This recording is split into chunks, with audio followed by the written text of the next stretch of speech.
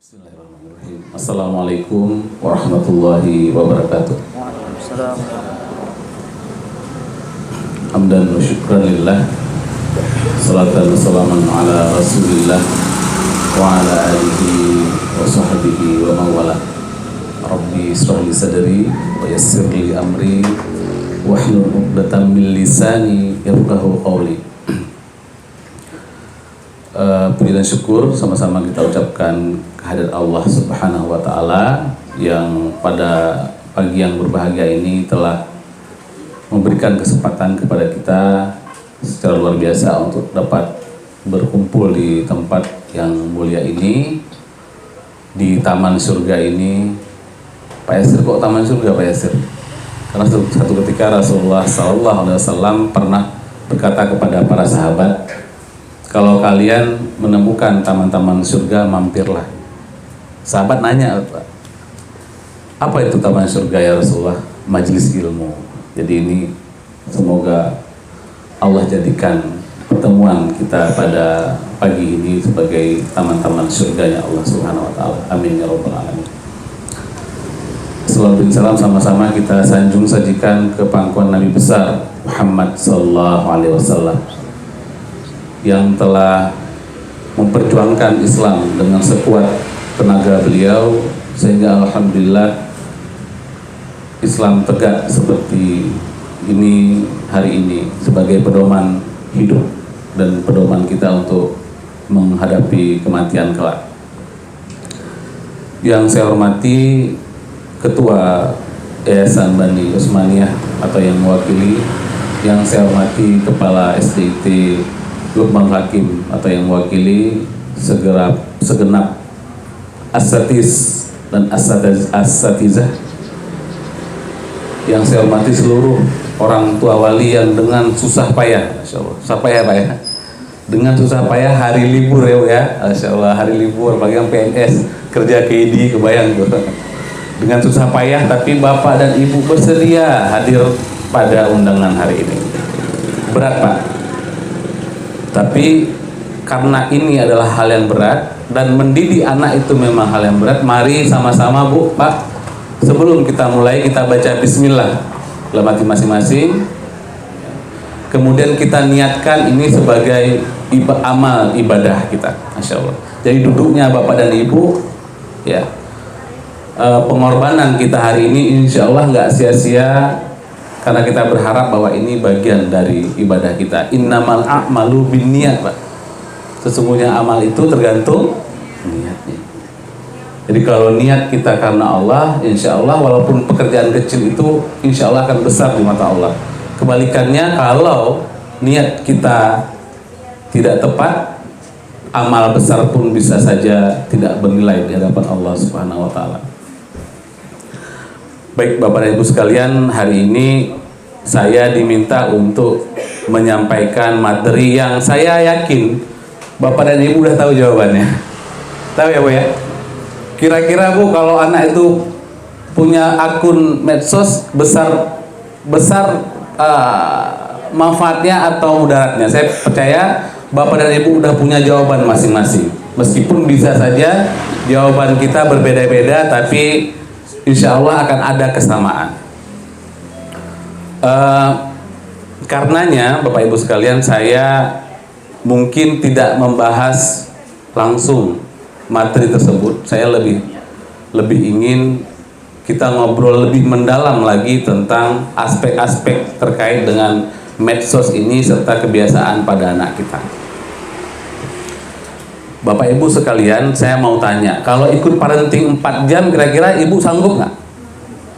Sanggup nggak Bu? Sanggup ya. Bapak sanggup 4 jam Pak? Nggak sanggup Pak ya? Bapak langsung jelas Bu? Nggak Pak, nggak Pak ya. Nggak sanggup Pak ya? Tapi saya tanya dengan Bapak nih Bapak ya, Pak, kalau kita ngopi 4 jam Bapak sanggup nggak? Kopinya yang enak Pak, di center kopi enak, mau nggak Pak? Sanggup ya Pak ya, sanggup. Nggak sanggup juga, ada yang nggak sanggup. Tapi kebanyakan sanggup ya Pak. Baik. Bapak Ibu sekalian, kok kalau ngopi itu kami laki-laki, saya nggak bilang bapak ya Bu ya, sekarang saya kayak gitu juga. Karena saya juga laki-laki, Bu. Saya juga tahan berjam-jam, Pak. Kadang-kadang pernah satu ketika pas saya ketemu teman lama, kita ngobrol jam 9 malam, tiba-tiba udah mau menjelang subuh. Nggak nyadar, Pak, ngobrolnya. Kenapa enak ngobrolnya? Karena, Pak, ngobrolnya ngalor ngidul, Pak. Pak, Bu ya. Kalau orang Aceh bilang bobo ya, Bu. Pak ya, ngalor ngidul.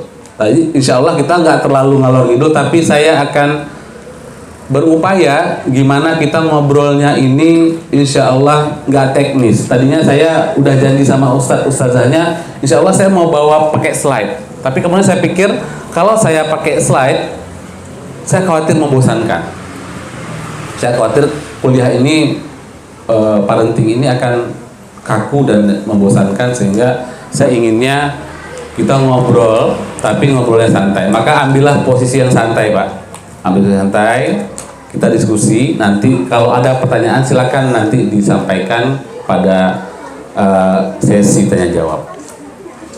Bapak Ibu sekalian, ada sebuah fragmen dalam sejarah, fragmen kecil dalam sejarah yang orang nggak banyak tahu. Mungkin murid-murid saya di Madrasah Al-Ummul Hakim, ini kebetulan ada 2 orang di sini yang sedang jaga buku. Mereka tahu kisah ini karena di sekolah kita ada kuliah pengembangan kepribadian, Pak, Bu. Jadi kita ada sekolahnya, ada mata pelajaran pengembangan kepribadian. Kita inginnya anak-anak ini bukan cuma hafal Quran, tapi mereka punya kepribadian yang bagus, dan kepribadian itu bukan karena kita paksa, tapi mereka tumbuh dari kecintaan dan nilai-nilai yang mereka pahami. Kita punya pelajaran pengembangan kepribadian ini. Ada sebuah fragmen sejarah yang menarik, Bapak Ibu sekalian. Suatu ketika pada tahun 2003 ada seorang manajer namanya Brailsford. Ya. Brailsford ini diangkat menjadi manajer di sebuah klub sepeda besar, tapi pecundang. Klub besar, Pak. Klub negara besar, klub sepeda negara besar, sumber dayanya banyak, atletnya kuat-kuat, tapi mereka kalah terus, sehingga mereka dicap sebagai pecundang. Apa klubnya? Klubnya namanya British Cycling. Cycling itu bersepeda, British itu Inggris, berarti klub sepeda Inggris. Bayangin, Bapak Ibu sekalian, negara sebesar Inggris yang punya budaya sepedaan yang kental, tapi mereka kalah terus, Pak, dalam event-event internasional sepedaan. Kalah terus. Dari tahun 1908 sampai tahun 2008, berarti hampir 100 tahun mungkin, mereka 1908 sampai 2005 mereka hanya menang Olimpiade 1 medali emas, cuma 1, Pak, medali emas. Lebih buruk lagi, selama 113 tahun dari 1908 mereka nggak pernah sekalipun memenangkan event sepeda yang paling bergensi, yaitu Tour de France. Nggak pernah menang sekalipun. Padahal ini negara besar, negara besar, kaya raya, atletnya orang Inggris itu gede-gede ya, Bu ya. Gede-gede. Pokoknya jauh kalah lah. Saya jauh kalahnya dibanding mereka lah kalau posturnya. Kita ini kalah dibanding mereka. Saking besar-besarnya. Tapi mereka kalah terus. Saking besarnya, saking teruknya, Bu, saking pecundangnya, Pak. Para produsen sepeda, ya, Bu ya. Ini sedih kali ceritanya nih.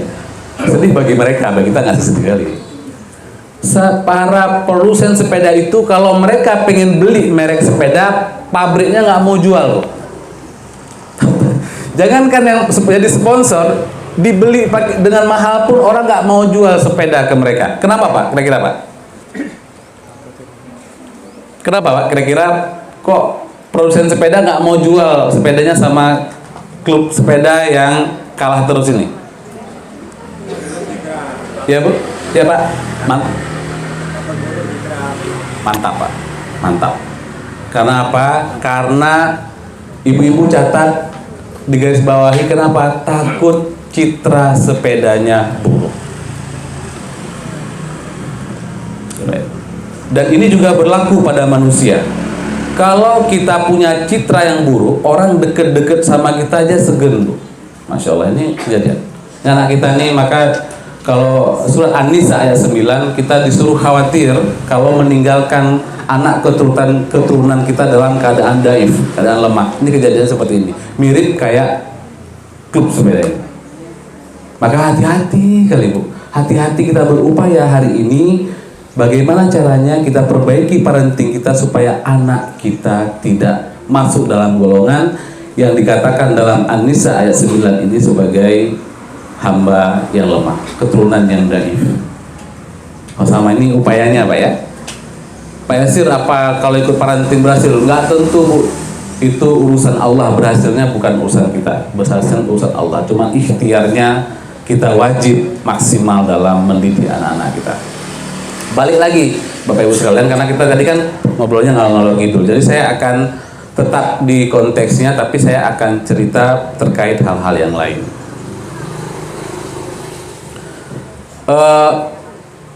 Kemudian pada tahun 2003 tadi akhirnya dipilihlah seorang manajer namanya Brailsford. Di sini ceritanya mulai berubah, Pak. Skenarionya berubah. Bapak bisa lihat bagaimana hebatnya ketika kita punya goodwill, ketika kita punya niat baik, maka kita insya Allah bisa berupaya maksimal sehingga kalau Allah berkehendak keadaannya bisa 180 derajat berbalik. Orang-orang suka bilang 360 derajat, salah Bu. 360 derajat itu lingkaran sempurna. Jadi kalau orang bilang udah berubah, udah 360 derajat, berarti dia tetap di situ. Karena lingkaran sempurna. Jadi kalau berubah yang betul-betul berubahnya radikal, berubahnya betul-betul sempurna, berarti 180 derajat. Ini berubahnya 180 derajat. Brailsford kemudian mempelajari kegagalan dari English Cycling. Lantas dia kemudian mencoba mencari beberapa solusi. Tapi Bapak Ibu sekalian, solusi yang dia peroleh itu lucu. Solusinya bagi kita secara langsung nggak masuk akal, Pak. Apa solusinya? Dia cuma melakukan hal-hal kecil, hal-hal yang nggak ngaruh sebenarnya kalau dilihat secara sepintas. Tapi saya punya analisa statistiknya, Pak.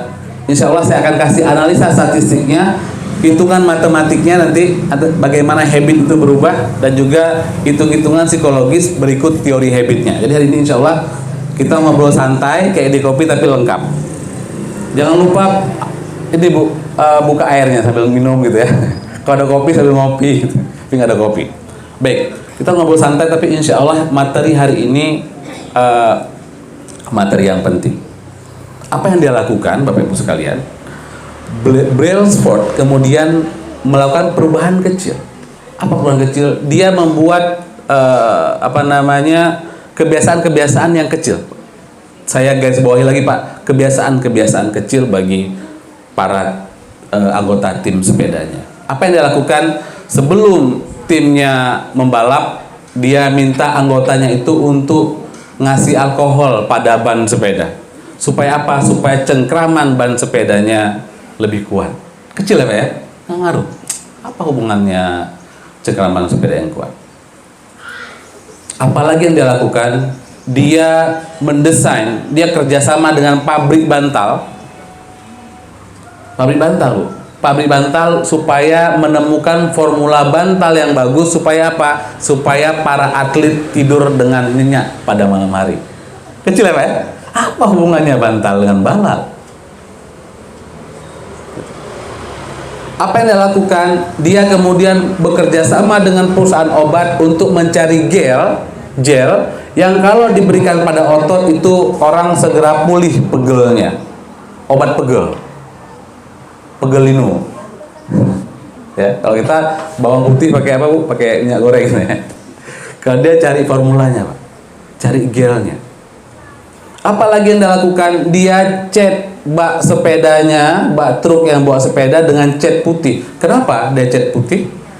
Supaya kalau ada debu yang menempel langsung ketahuan. Karena debu itu nanti, kata Brailsford, nanti akan mempengaruhi performa dari sepeda. Hal-hal kecil, hal yang nggak ngaruh. Saking kecilnya orang ragu, Bu.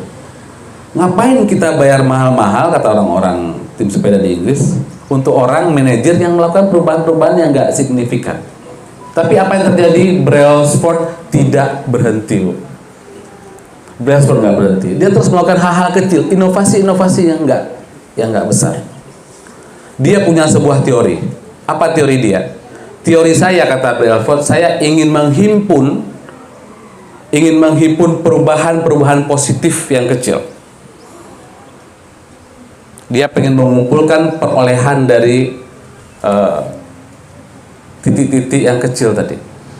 Dia berkata bahwa dia percaya bahwa untuk berubah kita cukup berubah 1%. Nanti Pak, saya akan kasih statistiknya Pak. Kita akan ngomong matematiknya. Kalau Ibu orang eksak, Bapak mungkin akan ragu dengan pernyataan dari Brailsford. Tapi ini ada bukti statistiknya. Saya akan kasih bukti sampai statistiknya. Oke. Kemudian apa? Dia percaya bahwa kalau kita berubah 1%, maka nanti kita akan bisa melakukan perubahan besar. Saya pede Pak. Pas baca tulisan saya pede Pak. Sekarang ketika saya diajak gabung ke Darfaqih Quran ini, saya lebih pede. Kenapa? Saya punya riset yang kuat, riset yang bisa dibuktikan secara statistik, yang insya Allah kita tahu apa yang kita lakukan. Kita bisa bikin perubahan besar dari hal yang kecil. Mungkin di Luqman Hakim juga saya lihat, alhamdulillah hari ini mereka melakukan perubahan kecil ini. Apa yang terjadi kemudian? Kecil Bu ya. Tapi bukan cuma 5 perubahan yang saya bilang 5 perubahan, dia juga melakukan perubahan kecil yang lain. Oke, dia juga mencari baju yang lebih ringan, ketika orang dayung sepeda, baju yang lebih ringan. Hal-hal kecil seperti itu Pak. Kalau orang mungkin menambah jam latihan macam-macam, Brailsford tidak melakukan itu karena dia lihat orang udah cukup latihannya, kalau ditambah lagi malah bisa drop kondisinya Pak. Jadi dia melakukan yang kecil-kecil yang orang nggak lihat. Apa yang terjadi? Yang terjadi Pak luar biasa. Yang terjadi Bu luar biasa. Tahun 2003 mereka cuma pernah menang Olimpiade selama 100 tahun, cuma 1 medali, bukan sekali, 1 medali. Kenapa? Karena kalau persepeda itu medalinya bukan cuma 1. Jadi kalau orang cuma dapat 1 itu berarti nggak banyak menangnya. Apa yang terjadi? Pada tahun 2008, nanti silahkan dicek di Google Pak. Pada tahun 2008 di Olimpiade Beijing mereka mendapat 60 Pak ya? 60 medali emas. Masya Allah. Dari 1 Pak, selama 100 tahun cuma 1, dengan perubahan kecil selama 5 tahun. Perubahan kecil Pak, saya nggak bilang perubahan besar. Makanya yang menarik bagi saya apa? Ini perubahan kecil yang dia omongin. Kalau dia ngomong tambah latihan 5 jam itu mungkin berat bagi kita. Tapi yang dia lakukan adalah perubahan kecil. Tapi hasilnya apa? Dia berhasil membawa Inggris menjadi pemenang Olimpiade. Dan pada tahun 2008 juga mereka menang untuk pertama kalinya Tour de France. Atlet mereka menang Pak di Tour de France. Kemudian tahun 2016 mereka menang lagi, 2017 mereka menang lagi, 2018 mereka menang lagi, sehingga ketika dibukukan mereka memperoleh 100, kalau saya nggak salah, ini statistiknya mungkin agak saya angkanya nggak teringat, mereka membukukan kemenangan 177 kali. Masya Allah. Kira-kira Pak, Bu, apa Bu kesimpulannya? Ini semangat ya Bu ya, dengan semangat Bu, terasa semangat ya Bu ya. Dengan pelintiran ini kita semangat Bu. Apa kesimpulannya? Tapi jangan semangat doang Bu, apa kesimpulannya Bu? Perubahan kecil yang konsisten membawa pada hasil yang besar. Bapak Ibu sekalian, saya kan janji akan ngomongin statistiknya. Baik, kalau diurutkan secara statistik, saya sengaja hari ini nggak bawa bahan karena saya khawatir nanti Ibu kalau ngeliat statistiknya baru lihat gambarnya udah enak, mungkin lah grafik gitu. Jadi saya akan ngomongin aja, memilih untuk ngomongin aja. Bapak Ibu sekalian, kalau 1% kita tambah 0,1, kemudian kita kasih kelipatan 365 karena 365 hari, apa jadinya? Maka pertumbuhannya selama setahun adalah 37,7%. Sama. Kalau kita kurangin 1%, kita buang 0,1 jadi 0,99%, berarti cuma kecil aja kemunduran yang kita ambil, cuma 0,1. Apa yang terjadi pada akhir tahun? Perkembangannya tinggal 0,3%. Jadi orang itu bisa drop cuman gara-gara kelemahan-kelemahan kecil. Statistik, Pak. Jadi ternyata Bapak Ibu sekalian, untuk melakukan perubahan-perubahan besar, kata dia, kita bisa memulainya dari perubahan-perubahan kecil. 1%. Jadi kalau pakai buku ini Pak, Bu, kalau pakai teori ini, tapi saya nggak akan ngomongin teori ini hari ini karena fokus saya bukan pada teori ini. Tapi dia bilang bahwa kita, misalnya Bapak dan Ibu nih pengen melakukan perubahan. Saya baru menerapkannya dengan anak-anak Madrasah Ulumul Hakim. Jadi kita tiap hari buat kartu kegiatan harian.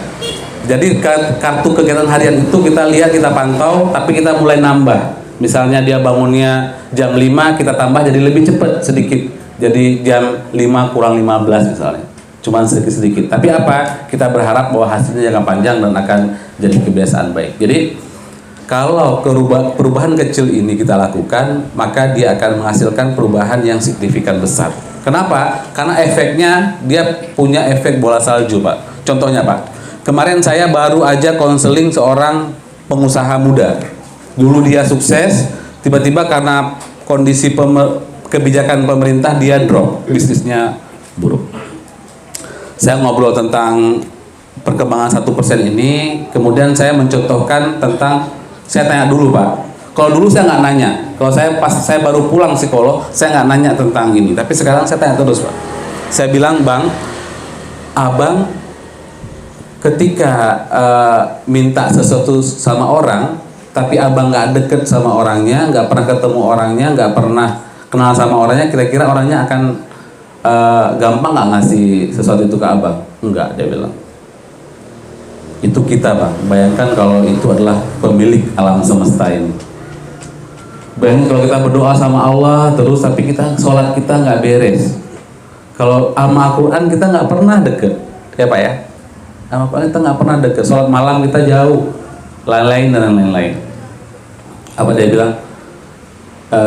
Iya Bang, tapi saya tahu Bang itu, tapi saya agak males. Nah itu kejadian pada banyak orang. Mereka tahu tapi mereka males. Ini yang saya maksud Pak. Makanya hari ini kalau saya ngomongin tentang medsos, Bapak langsung tahu jawabannya, Ibu langsung tahu jawabannya. Tapi apa? Tahunya di sini. Kita tahunya, mohon maaf Bapak Ibu sekalian, ada di pengetahuan. Kita cuma tahu. Pada prakteknya hari ini kita susah sekali menemukan anak-anak yang bebas dari medsos. Ya nggak Bu?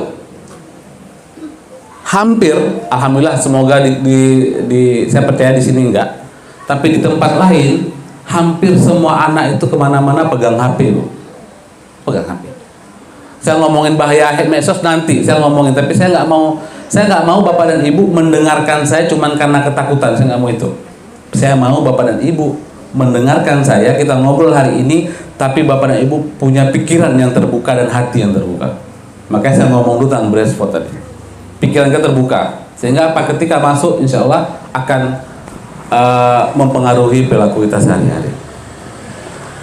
Oke, Bapak Ibu sekalian, saya ingin sampaikan bahwa ketika kita melakukan sebuah perubahan kecil, saya bilang sama teman saya tadi yang pengusaha, saya bilang kalau perubahan Abang, saya bilang bisa dimulai dengan sholat 5 waktu ke masjid Bang, saya bilang.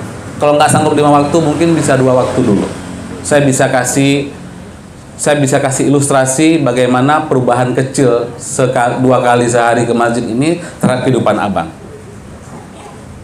Ketika Abang ke masjid, saya bilang perubahannya perubahan kecil, Abang jadi lebih tenang, kecil perubahannya. Tapi ketika Abang udah rutin ke masjid, Abang akan ketemu orang-orang baik di masjid, ya nggak Pak? Ya nggak Pak? Kalau Bapak tiap hari itu jamaah di masjid, Bapak tuh kenal sama orang-orang yang jamaah di situ. Kita bisa kenal Pak. Lama-lama kalau di jalan ada perasaan kita tuh kayak sekelas, kayak satu alma mater, jamaah Masjid Paya Bujuk Tuno misalnya, jamaah Masjid Baitur Rahim, ada perasaan gitu Pak. Kemudian kita mulai ngobrol. Saya ngajari sama anak-anak Madrasah Ulumul Hakim Bu, yang nggak jago bergaul. Ustadz, saya nggak jago bergaul, nggak apa-apa saya bilang. Ada cara bergaul yang simple yang saya pernah dapat dari sebuah pelatihan di Bandung, saya bilang. Kayak mana cara bergaul Ustaz? Kalau kamu ketemu dengan orang yang lebih tua atau sebaya sama kamu, yang kira-kira ya aman lah, dia nggak ada tampang pencopet, nggak ada kecenderungan gangguan seksualitas atau apa gitu. Kalau kamu udah duduk sama orang 5 menit, nak upayakan kamu tegur duluan orangnya. Itu kejadian sama anak-anak pendiam, Bu. Mereka pengen berkawan. Padahal kata riset, salah satu kunci paling penting untuk kesuksesan itu bukan kecerdasan, Mbak. Tapi yang keduanya adalah apa? Kemampuan networking, kemampuan membina hubungan baik sama orang. Sama, gampang membuktikannya, Bu. Kalau ibu punya teman 100.000 orang, akrab semua, tiba-tiba ibu pengen jual tempe goreng, ibu bisa kaya nggak? Bisa kaya cuma dengan tempe goreng kalau kita punya teman akrab 100.000 orang. Kalau ibu punya sebuah produk, tapi produk yang bagus, kita jual, posting, teman-teman kita likes kita 1.001 orang itu, maka gampang berhasilnya. Ya, itu kecil. Saya bilang sama adik-adik di Ilmu Hakim, nah kalau kamu ketemu dengan orang-orang seperti ini, maka tegur dulu, nak ngobrol dulu, sapa aja. Assalamualaikum Pak, Bapak lagi nunggu siapa? Saya bilang. Mereka akan jawab. Kalau orang normal kan jawab ya, saya lagi nunggu anak saya. Dan kalau orang normal, nak, saya bilang, dia akan nanya lagi kamu. Kamu nunggu siapa? Saya lagi nunggu abi saya. Bapak tinggal di mana? Nah, ngobrol kan, Bu? Kalau anak, Bu, udah sering ngobrol sama orang, dia udah lincah, pelan-pelan dia sosial skillnya terasa. Anak-anak itu akan menjadi anak yang sociable, anak-anak yang punya teman banyak, anak-anak yang mampu bergaul, anak-anak yang mampu mempengaruhi hal-hal positif ke orang lain. Itu kami ajarkan di madrasah. Jadi mereka bukan cuma penghafal Quran, tapi mereka memiliki soft skill semacam itu. Bapak Ibu sekalian, saya bilang ke teman saya tadi, kalau kamu ketemu tiap hari ke masjid, Bang, kalau Abang tiap hari ke masjid, maka Abang akan ketemu sama orang baru. Maka apa? Abang akan ketemu potensi-potensi bisnis yang baru, saya bilang. Bapak Ibu sekalian, saya tarik balik lagi ke apa yang dilakukan oleh sepeda tadi. Ketika kita melakukan perubahan kecil, maka perubahan ini akan menghasilkan perubahan. Dia berbunga. Kalau ibaratnya bunga uang di bank, dia akan berbunga. Sehingga apa? Sehingga pada gilirannya perubahannya bukan cuma 37% lagi, Pak. Perubahannya bisa 200%. Perubahan kecil. Bapak Ibu sekalian, perubahan inilah yang penting kita tanamkan pada anak-anak kita. Insyaallah. Bapak Ibu jangan bosan, Bu. Sama anak kadang-kadang, Ustadz, kita udah ngomongin ke mereka, Ustadz, nah jangan main HP, nak, tapi mereka nggak dengar, Ustadz. Maka saya akan tanya 2 hal. Ibu ketika ngomong ke mereka, Bapak ketika menasihati anak itu main HP atau apapun, Ibu saat itu ngasih nasihatnya suaranya gimana? Apa dari lagi masak, nah jangan main HP, udah amat bilangin gak dengar, misalnya ya, kan biasa itu ya. Itu biasa tuh, Pak. Atau ibu dekat ke mereka, ibu lihat wajah mereka pakai suara rendah. Kenapa? Otak manusia, Bu, lebih suka suara rendah. Ibu nggak percaya, coba anak bayi kemudian lagi nangis. Saya pernah kejadian anak saya yang bayi itu, tiba-tiba datang mertua saya, udah saya sama istri udah capek itu. Mungkin kalau dikasih kasidah udah 2 album mungkin. Ini anaknya nih yang besar nih. Udah besar anaknya. Udah kita selawatan gitu nggak ngaruh, Bu, tak nangis. Ketika mertua saya datang, beliau udah berpengalaman, mungkin gendong dia, beliau cuma pakai suara rendah, Bu. Kenapa, nak? Kenapa nangis ya itu? Diem, Bu. Diem, Mbak. Insya Allah. Rupanya otak manusia itu suka dengan suara yang rendah. Makanya saya kalau ngajar hari ini, makanya saya kalau kasih materi ini saya jarang teriak-teriak, Bu. Kenapa? Saya melihat bahwa teriak itu cuma bikin orang kaget aja, masuk belum tentu. Jadi lebih enak kan ngobrol santai aja. Oke, kayak orang di kedai kopi. Baik, ibu-ibu sekalian, bapak ibu sekalian. Jadi ternyata kita penting sekali untuk mengajarkan hal-hal yang positif kepada anak ini dan jangan bosan. Kita ajarkan perubahan 1% aja mereka. Kita rancang 1% aja perubahan buat mereka. Biasanya mereka nonton TV 2 jam, jadi 1,5 jam. Jadi pelan-pelan. Tapi bapak dan ibu ada syaratnya. Pelan-pelan ini harus konsisten. Kenapa Pak Yasir harus konsisten? Karena balik lagi ke rumus statistik tadi, Pak. Kalau pangkatnya nggak 365, maka dia tidak akan menghasilkan perubahan 3,70%. Bapak bayangkan, saya nulis juga kemarin di satu saya. Bapak bayangkan kalau Bapak itu Ustadz, saya pengen membangun kebiasaan dengan berolahraga. Sehari saya olahraga 20 menit. Oke, itu perubahan 1%. Sekecil itu nggak apa-apa, 20 menit itu cukup olahraga Bu, asalkan konsisten. Ya Bu ya, 20 menit, hanya 20 menit. Kalau bapak dan ibu itu melakukannya 3 hari, itu hasilnya belum kelihatan. Berat badannya nggak akan turun drastis. Bahkan kalau makannya lebih banyak, mungkin berat badannya nambah mungkin. Kalau cuma 3 hari. Tapi kalau bapak jaga pola makan, ibu jaga pola makan, dan ibu melakukan itu selama 3 bulan, maka hasilnya akan tampak di wajah kita. Ya Bu ya. Saya kasih satu ilustrasi lagi Bu. Kalau kita mengajarkan anak kita untuk membaca setengah jam satu hari, mungkin selama 2 minggu gak banyak pertumbuhan mereka. Tapi ibu coba kalikan setengah jam, 30 menit, ya Pak ya, dikali 365 hari. Berapa jam Pak? Bu? Berapa jam? Banyak Ustaz. Kalau anak itu Pak membaca setengah jam aja Pak satu hari, dan dikali 365 hari, maka dalam setahun anak itu membaca buku sebanyak 182,5 jam. Pak, kalau orang baca buku 182,5 jam, kira-kira dia pinter nggak Pak? Belum tentu Ustaz. Sekarang saya tanya lagi Pak, kalau kita anggap dia konsisten selama 10 tahun, biar gampang kali-kalinya, 182,5 jam kali 10 tahun dia baca buku setengah jam satu hari, apa jadinya? Jadinya dia udah menghabiskan waktu membaca sebanyak 1825 jam Pak. Kalau orang baca buku terus menerus 185 jam, maka dia akan jadi expert di bidang itu Pak. Bapak akan jadi ahlinya di bidang itu, insya Allah. Cukup dengan setengah jam sehari. Olahraga 20 menit sehari. Tapi kebalikannya Bu, saya ngomong efek kebalikannya. Karena ini efeknya adalah efek pangkat 365 tadi, kita ngomongin kebalikannya. Kalau kita melakukan hal yang sia-sia dalam hidup, apapun itu, ya Pak ya, apapun itu, 2 jam aja sehari sia-sia, yang nggak penting 2 jam. Kita nggak sadar, 2 jam aja kan ada 24 jam sehari, cuma 2 jam saya cuma ngobrol ngalor ngidul sama orang cuma 2 jam tiap hari tanpa manfaat. Bapak tolong dikalikan 2 kali 365 berapa Pak?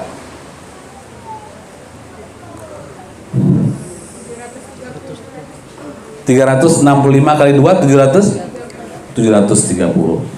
Setahun berarti Bapak kehilangan 730 jam untuk melakukan perubahan yang positif. Kalau ibu atau bapak, kalau kita melakukan itu, membuang-buang waktu selama 2 jam per hari selama 10 tahun, berarti kita kehilangan 7.000 lebih jam. Ya Pak ya, itu kejadiannya. Nah, balik lagi nih Pak.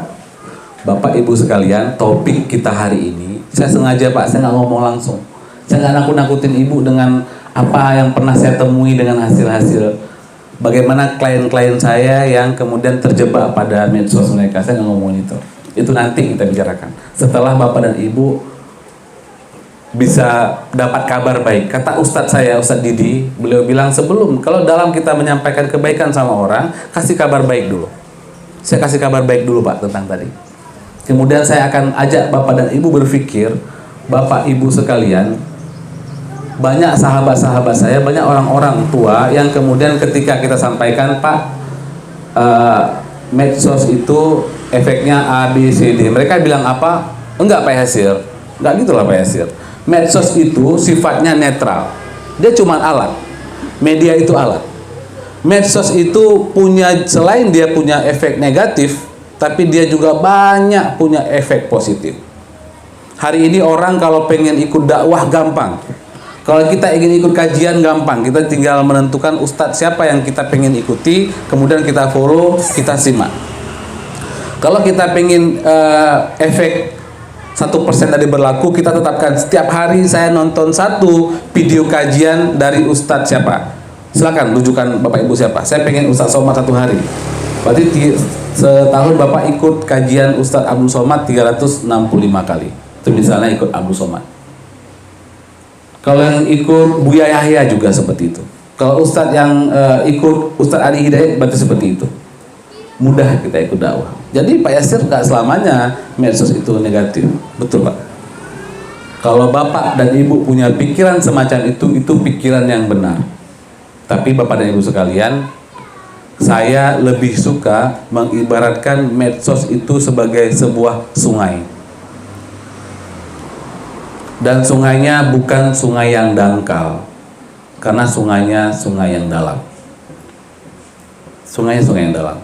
Dulu saya terkesan dengan sebuah analogi yang diberikan oleh Habib Ihsan terkait dengan sungai yang dalam ini. Kenapa sungai yang dalam? Karena dia membebaskan anak, dia memberi ruang pada anak, memberi ruang pada manusia untuk bereksplorasi sejauh mungkin. Google aja, YouTube aja kita udah nggak sanggup explore hari ini. Ya. Ada lagi yang kalau yang hacker-hacker, jago-jago hacker, mereka mainnya udah nggak di Google lagi, mereka udah main di namanya deep web. Deep web itu bukan pakai Google aksesnya, dia udah punya program sendiri. Mungkin yang jago IT paham. Dan kebanyakan orang-orang IT hacker-hacker itu mainnya mereka udah nggak Google lagi, mereka udah di program yang lain. Saya lupa nama programnya. Internet ini memberikan peluang yang sangat luas. Kalau ibarat sebuah sungai, maka dia adalah sungai yang sangat dalam, Pak. Namanya sungai dalam, Pak ya. Ikannya banyak ya kan, Pak? Airnya jernih, ikannya banyak ya kan, Ustaz? Ini bos saya, Pak, di Aceh Timur, Masya Allah. Pak, selamat datang, Pak Asisten. Hasil kekayaan alamnya luas, ya, bisa bikin pembangkitan kali sekian. Sungai yang dalam punya potensi sangat besar, Pak. Nggak bisa dipungkiri. Tapi Pak, kalau banjir juga dia berbahaya. Masalahnya adalah anak-anak kita. Bayangkan kalau anak-anak kita itu datang main-main di pinggir sungai yang dalam itu dan mereka belum bisa berenang. Iya kan, Bu? Iya kan, Pak? Mereka belum bisa berenang, Pak. Anak-anak kita ini, Ustadz, kalau Ustadz bisa ngomong anak-anak ini belum bisa berenang, Ustadz. Oke, baik. Saya akan ngasih sebuah teori, Pak. Saya akan bahas sebuah teori. Namanya teori psikologi perkembangan anak dan remaja. Saya sampaikan bahwa kita nggak ngomong jauh-jauh. Saya cuma pengambil perkembangan kognisi anak, perkembangan pola pikir anak. Ketika anak berada pada umur 5 atau 6 SD, mereka biasanya berada pada tahap berpikir konkret operasional, baru mau masuk formal operasional. Di mana Pak Yasir? Teori siapa Pak Yasir? Teori Jean Piaget, tokoh psikologi kognitif yang paling besar dalam dunia pendidikan psikologi, Jean Piaget. Ustadz, Pak Yasir, dia kan bukan orang Islam, dia bukan orang Islam, Pak. Tapi saya percaya bahwa meskipun dia bukan orang Islam, tapi ada hal-hal positif yang bisa kita ambil. Kalau pernyataannya benar, ambil, Pak. Kata para ulama, pungutlah hikmah dan jangan pedulikan dari mana dia berasal. Ustadz ngomong kayak gitu ada buktinya? Ada, Pak. Suatu ketika iblis, Pak. Iblis pernah menyamar. Dia ngambilin makanan di tempat penyimpanan zakat. Yang melihat Abu Hurairah. Pas ketawa nyolong, ditegur oleh Abu Hurairah. Iblisnya bilang keluarganya kelaparan, dikasih. Ya. Kemudian dia nyolong lagi.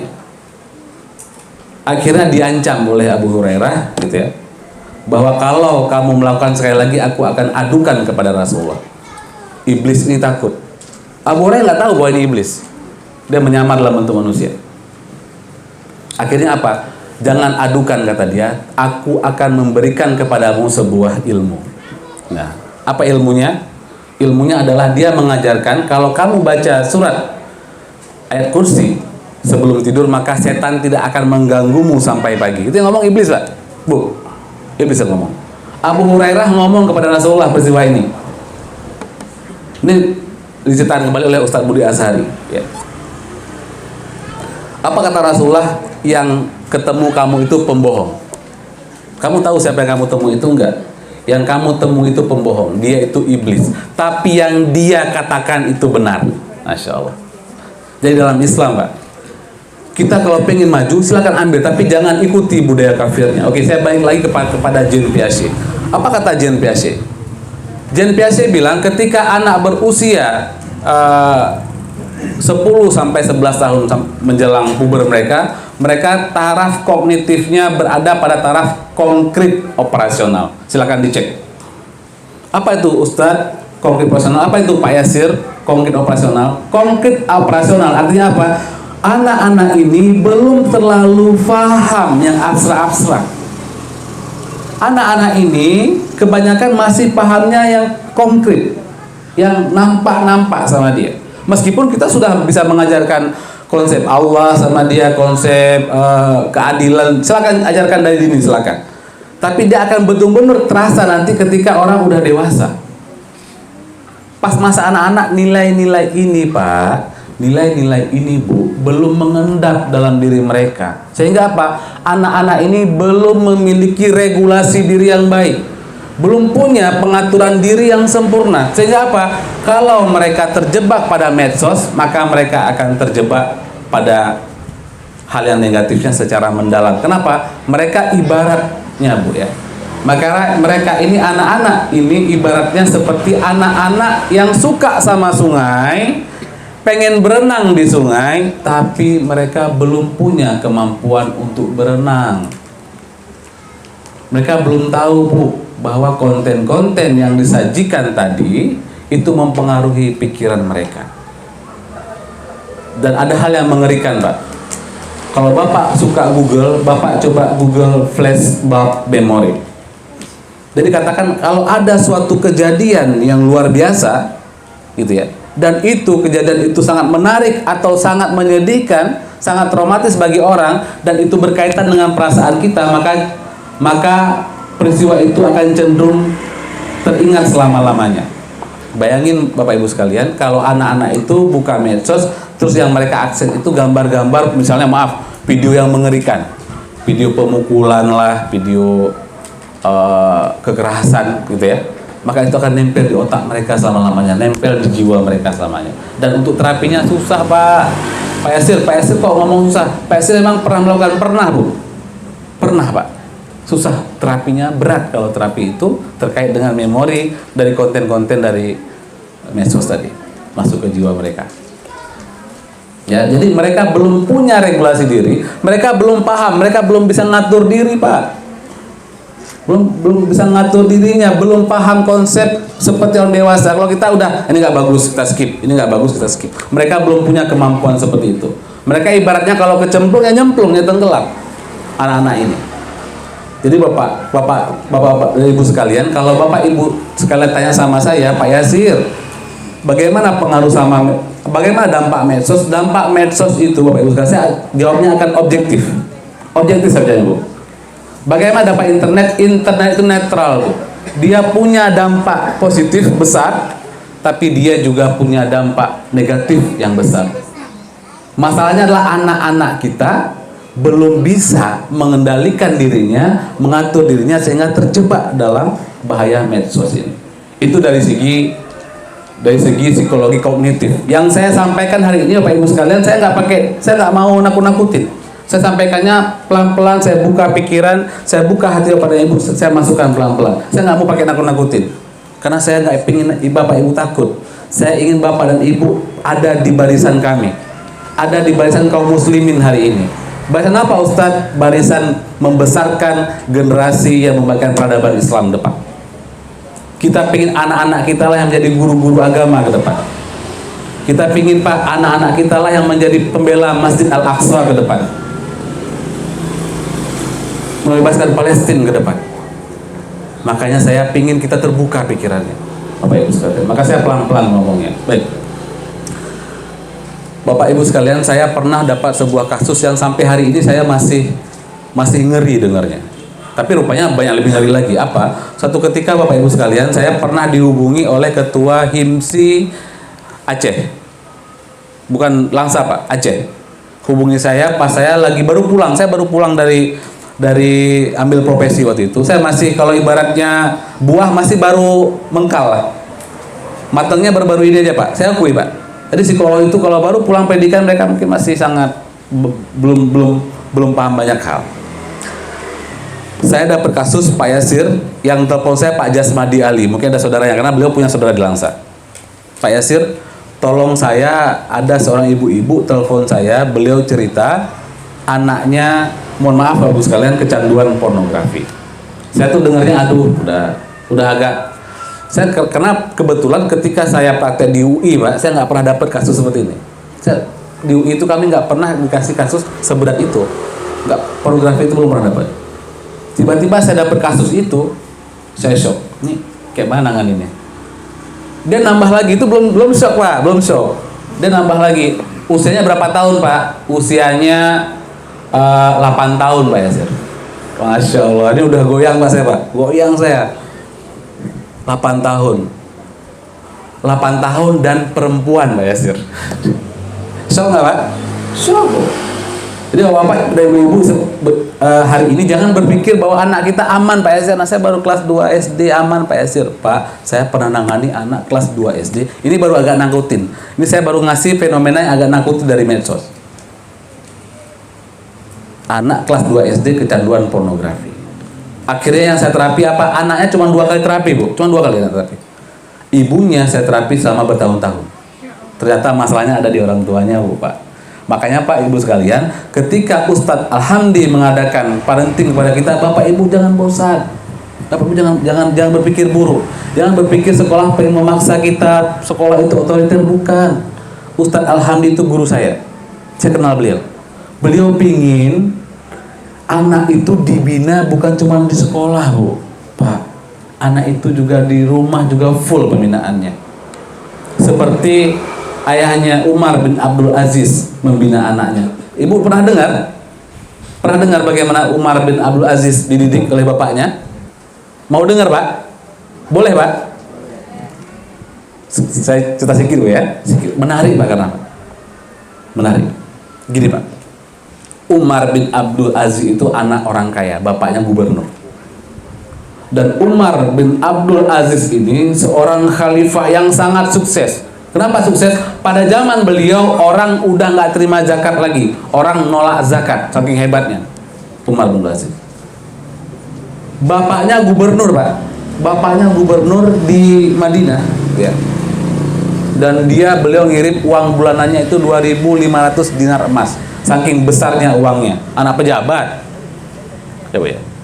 Tapi ada yang menarik. Suatu ketika, ini perlu kita contoh Bu. Dan saya ikut ini. Anak saya di Madrasah Lumaul Hakim, saya ikut prinsip ini. Suatu ketika Umar bin Abdul Aziz itu ganteng orangnya, anak pejabat Bu Pak, ya kan? Anak pejabat orang Arab pula, ya kan Pak? Kalau kita anak pejabat orang Aceh belum tentu ya Pak. Kalau anak pejabat gubernur orang Arab, Bapak bayangin sendiri gimana tuh orangnya. Ya. Jadi dia ganteng, mulai puber Pak. Jadi dia sisir rambut sering-sering, sampai satu ketika gara-gara sisir rambut akhirnya apa? Dia telat sholat berjamaah, masbuk Pak. Bukan nggak sholat berjamaah, telat sholat berjamaah. Guru beliau nggak mentolerir itu.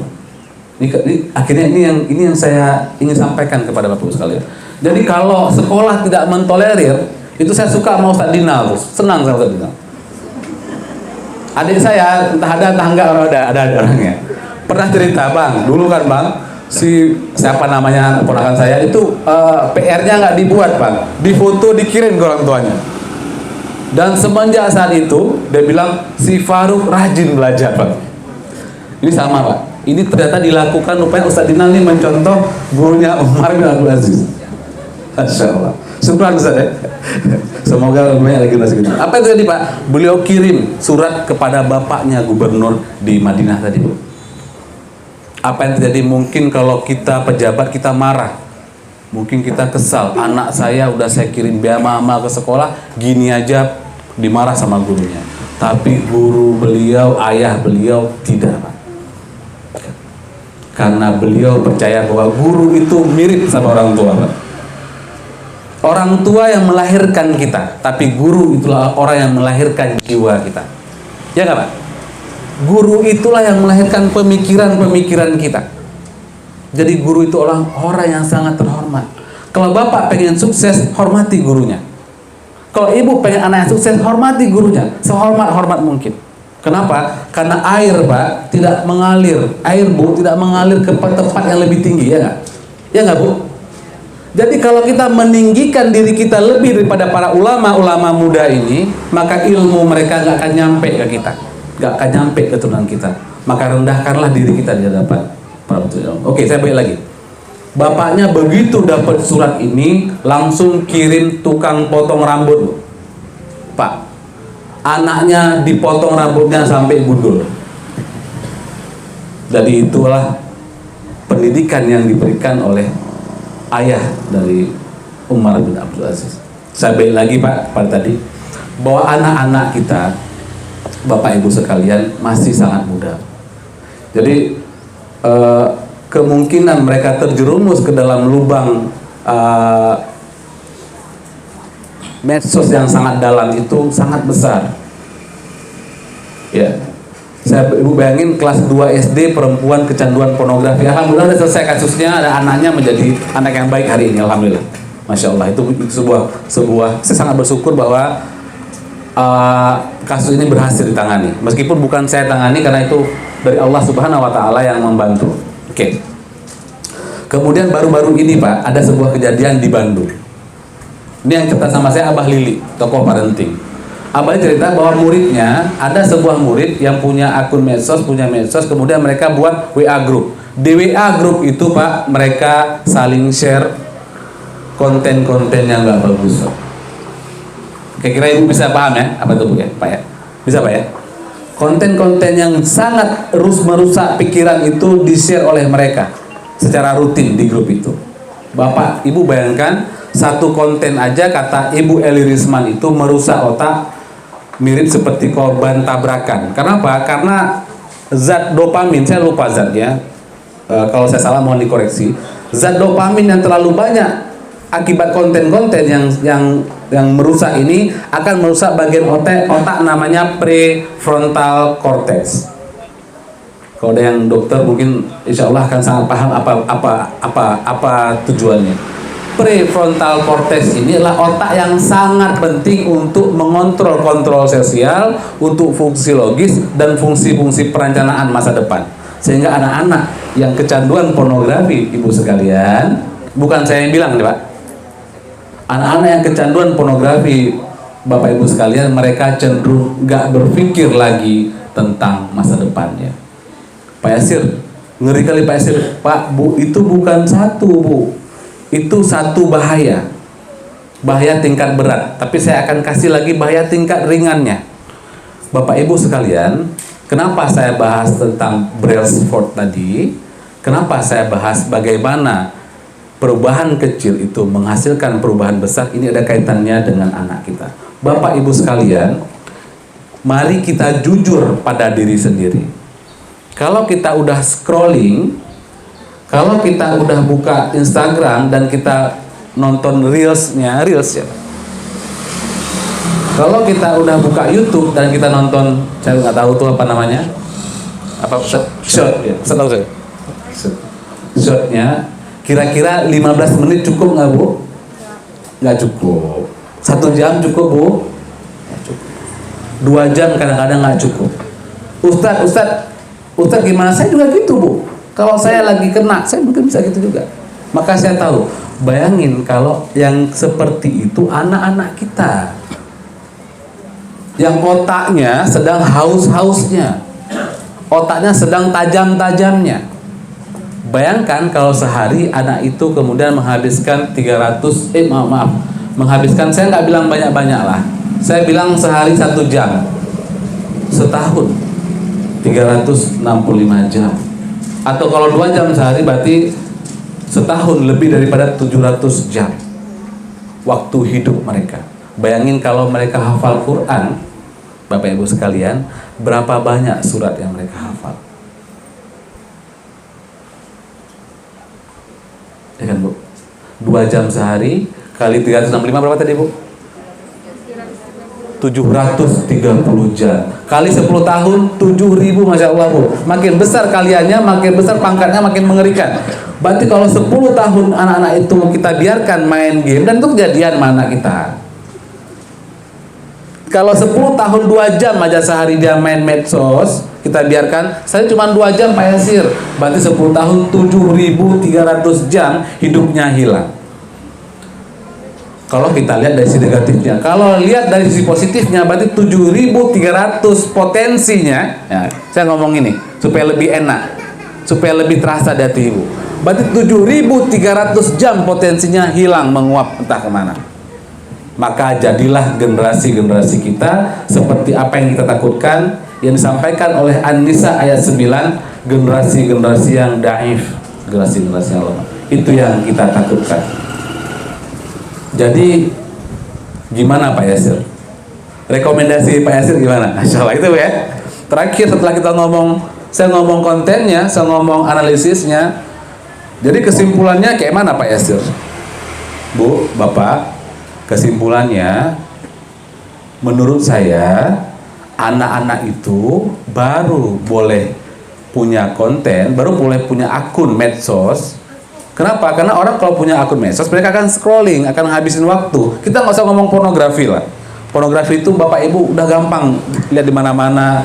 Dampaknya baca aja, silahkan baca sendiri. Saya akan lebih pakai teori tadi, teori potensi pengembangan diri, teori perubahan-perubahan kecil dan menghasilkan hasil yang besar tadi. Berarti dia kehilangan 10 tahun, 7.300 jam. Kalau cuma 2 jam, kalau cuma 3 jam, kalau cuma 5 jam, kalau sampai 5 jam gimana? Dampaknya jauh lebih mengerikan lagi, berlipat-lipat, pelan-pelan. Siapa yang tanggung jawab Bapak Ibu sekalian di hadapan Allah Subhanahu wa taala nanti? Siapa Bu? Gak usah jawab sekarang Bu, jawab dalam hati masing-masing. Terutama kalau yang bapak-bapak, karena imamnya kita. Ar-rijalu qawwamuna 'alan nisa. Ya. Penanggung jawab utamanya. Maka saya bahagia Pak. Ini saya bahagia di SDIT Lumaul Hakim. Kemarin saya baru ngisi parenting di tempat lain, tapi saya nggak usah bilang tempatnya. Bapaknya cuma 2 orang yang hadir Pak. Masya Allah. Saya lihat kesadarannya sangat besar. Bapaknya ini udah hampir sama ibunya hadirnya. Insya Allah. Barakallah fiik. Semoga anak-anak bapak dan ibu sukses menjadi anak penghafal Quran, menjadi anak pembebas Palestina nanti, menjadi orang-orang yang membagikan kembali peradaban, dan orang-orang yang akan berkumpul dengan kita kelak di jannahnya Allah. Amin ya rabbal alamin.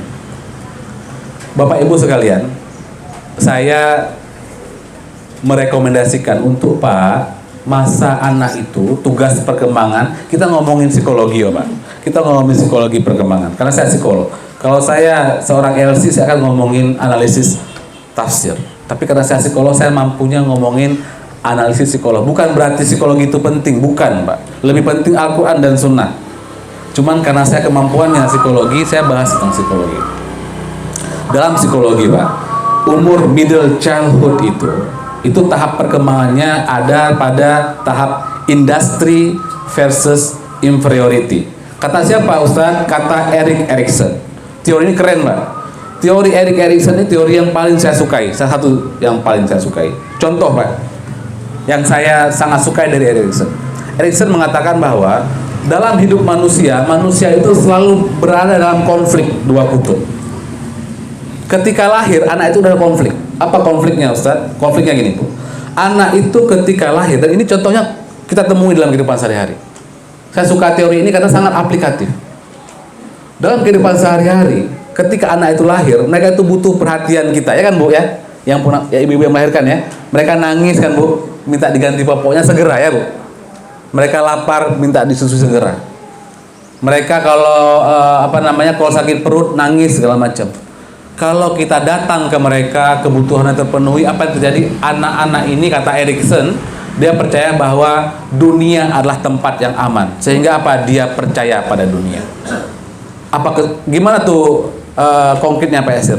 Bu, anak-anak yang hubungannya baik dengan orang tuanya, Pak, anak-anak, ini saya ulang lagi Pak ya, anak-anak yang hubungannya memuaskan Pak dengan orang tuanya, mereka akan cenderung menjadi orang yang percaya pada orang lain. Mereka akan tumbuh menjadi orang yang secure. nyaman bergaul sama orang. Kenapa? Karena dia percaya dunia tempat yang aman. Dari kecil dia udah diasuh orang tuanya, dan kebutuhan dia dicoba penuhi oleh orang tuanya, semampu orang tuanya. Tapi kebalikannya, dan ini cocok kan? Cocok. Ada seorang ulama, sayangnya ulama ini kemudian jadi kontroversial, tapi saya nggak ngutip beliau, saya nggak sebutkan orangnya, karena saya pun belum tentu lebih baik daripada beliau. Saya jelas tidak lebih daripada beliau. Beliau bilang, kalau kamu menikah, ini saya dapat buku ini dari teman saya dikirimin, tapi bagus, judulnya Pengantin Surga. Kalau kamu menikah, menikahlah dengan orang yang sangat dekat dengan orang tuanya. Kalau laki-laki dekat dengan ibunya, kalau perempuan dekat dengan ibu dan bapaknya. Kenapa? Karena kalau mereka yang dekat sama orang tuanya itu akan memiliki rasa cinta yang jauh lebih besar dibandingkan anak-anak yang tidak harmonis hubungannya dengan orang tuanya. Kemudian saya belajar lagi fikih. Apa salah satu kaidah dalam fikih, yang nggak punya nggak bisa memberi, kata fikih. Anak-anak yang nggak pernah dapat kasih sayang dari kecil, mereka sulit untuk mencintai, Bu. Ya kan, Pak? Orang-orang, Pak, yang saya temui yang gagal kehidupannya, hubungannya dengan orang tuanya, cenderung susah mencintai orang lain. Kenapa? Balik lagi kata Erik Erikson, kenapa? Mereka gagal di konflik pertama, trust versus mistrust. Masuk akal, Bu? Masuk, Bu? Masuk akal, Pak? Karena masuk akal, saya lompat ke teori anak ketika dia masa menjelang puber, masa industry versus inferiority. Karena udah masuk akal tadi yang pertama. Ketika waktu ya, Ustaz ya? Waktunya berapa menit lagi, Ustaz? Apa? Masih, Ustaz. Masih deh, aman ya? Bapak gimana, Pak? Aman, Pak? Apa? Bapak jadi ya, Ustaz ya? Bapak langsung ya, Pak. Salah saya juga gitu, ada sangat enak nih kayak Pak. Oke, baik, Bapak Ibu sekalian, apa kata Erikson? Ketika masa middle childhood itu anak akan pada tahap industry versus inferiority. Mereka berada pada konflik tugas perkembangannya. Kalau tadi ada trust, mendapatkan kepercayaan, pada masa middle childhood tugasnya adalah apa? Industry. Anak-anak ini, Pak, ingat pas masa kita kecil dulu, Pak. Saya nggak tahu ibu-ibu, ya, tapi yang Bapak saya tahu. Masa kecil kita dulu, masa kelas 5, kelas 6 itu masa bikin layangan, ya Pak? Iya kan, Pak? Iya kan, Pak? Bikin layangan sendaren, ya kan? Bikin benang gelasan, mancing, bikin pancing, bikin padu pancing, industri. Menghasilkan. Kreativitas. Bersih rumah, ngecat rumah bareng bapak, ladang, tanam pohon jagung, macam-macam. Industri. Dan kita berhasil. Ketika besar kita menjadi orang yang produktif. Kita menjadi pedagang, kita menjadi macam-macam. Anak kita nggak produktif hari ini.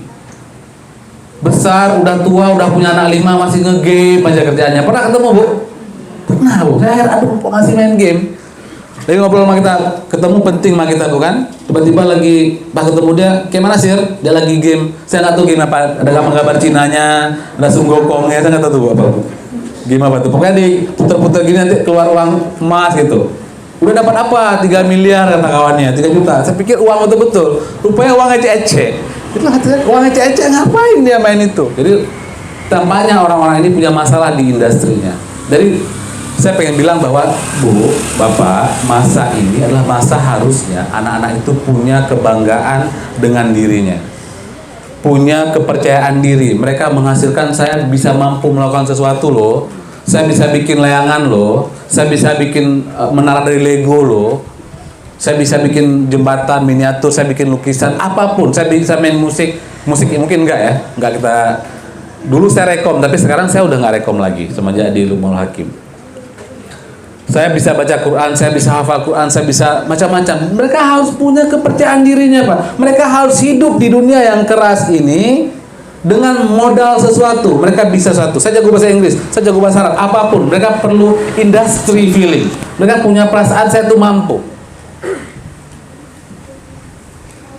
Ya, Pak ya. Mereka perlu. Kenapa? Kata Iwan Fals, masa jahiliyah dulu, Pak. Suka sama Iwan Fals. Kata Iwan Fals, duduk sini nak, dekat pada bapak, jangan kau ganggu ibumu. Engkau lelaki kelak sendiri. Anak laki-laki kita, Pak. Anak laki-laki yang pegang mesos tadi itu adalah anak laki-laki yang kelak dia harus hidup sendiri. Ya Pak ya? Izin ya Pak ya? Kayak mana Pak dia mau hidup kalau dia nggak percaya sama dirinya Bu?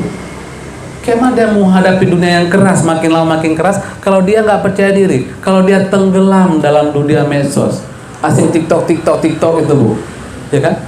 Apa goipar, sampai gor, apa saya nggak tahu. Asik goyang party, kalau ketemu orang, apa signifikansinya? Apa ini? What? Apa? Palsu semua.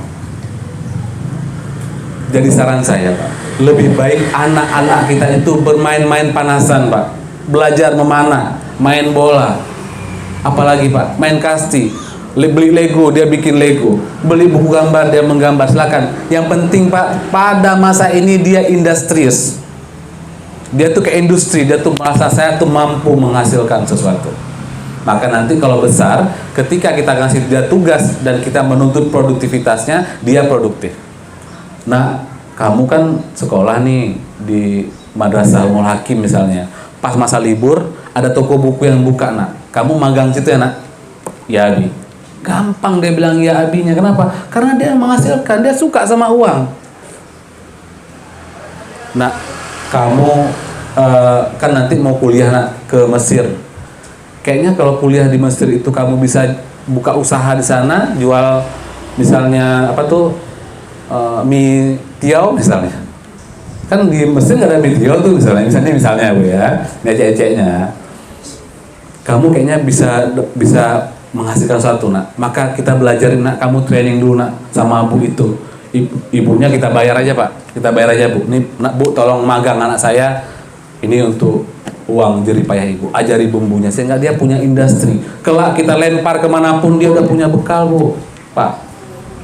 Kapan kita membinanya Pak Yasir? Membinanya adalah masa kelas 4, kelas 5, kelas 6 SD sebelum mereka masuk masa puber. Kenapa sebelum masuk masa puber Pak Yasir? Karena ketika anak itu remaja, dia masuk masa remaja, tugas perkembangannya udah lain lagi Pak. Mungkin nggak kita bahas hari ini karena waktunya nggak cukup.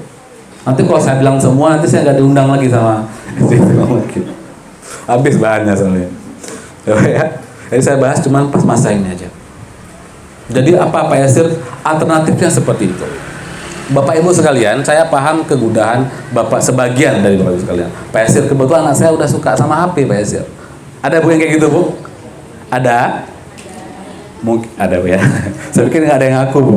Alhamdulillah ngaku. Kalau Bapak saya nggak boleh nanya, nanti dikempesin bang kata saya.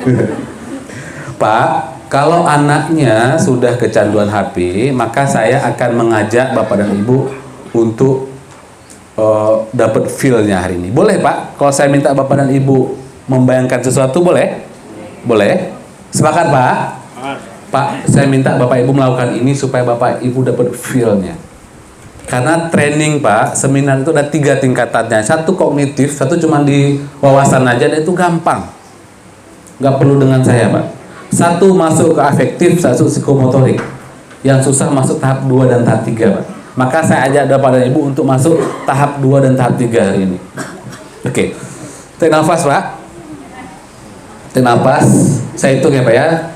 Dari 3. Setiap hitungan membuat, tolong didengarkan kata saya. Ini bukan hipnotis Pak, tenang aja.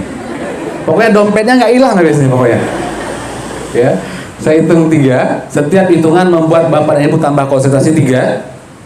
Apapun yang Bapak Ibu dengar membuat Ibu tambah konsentrasi 2. Tambah konsentrasi 1.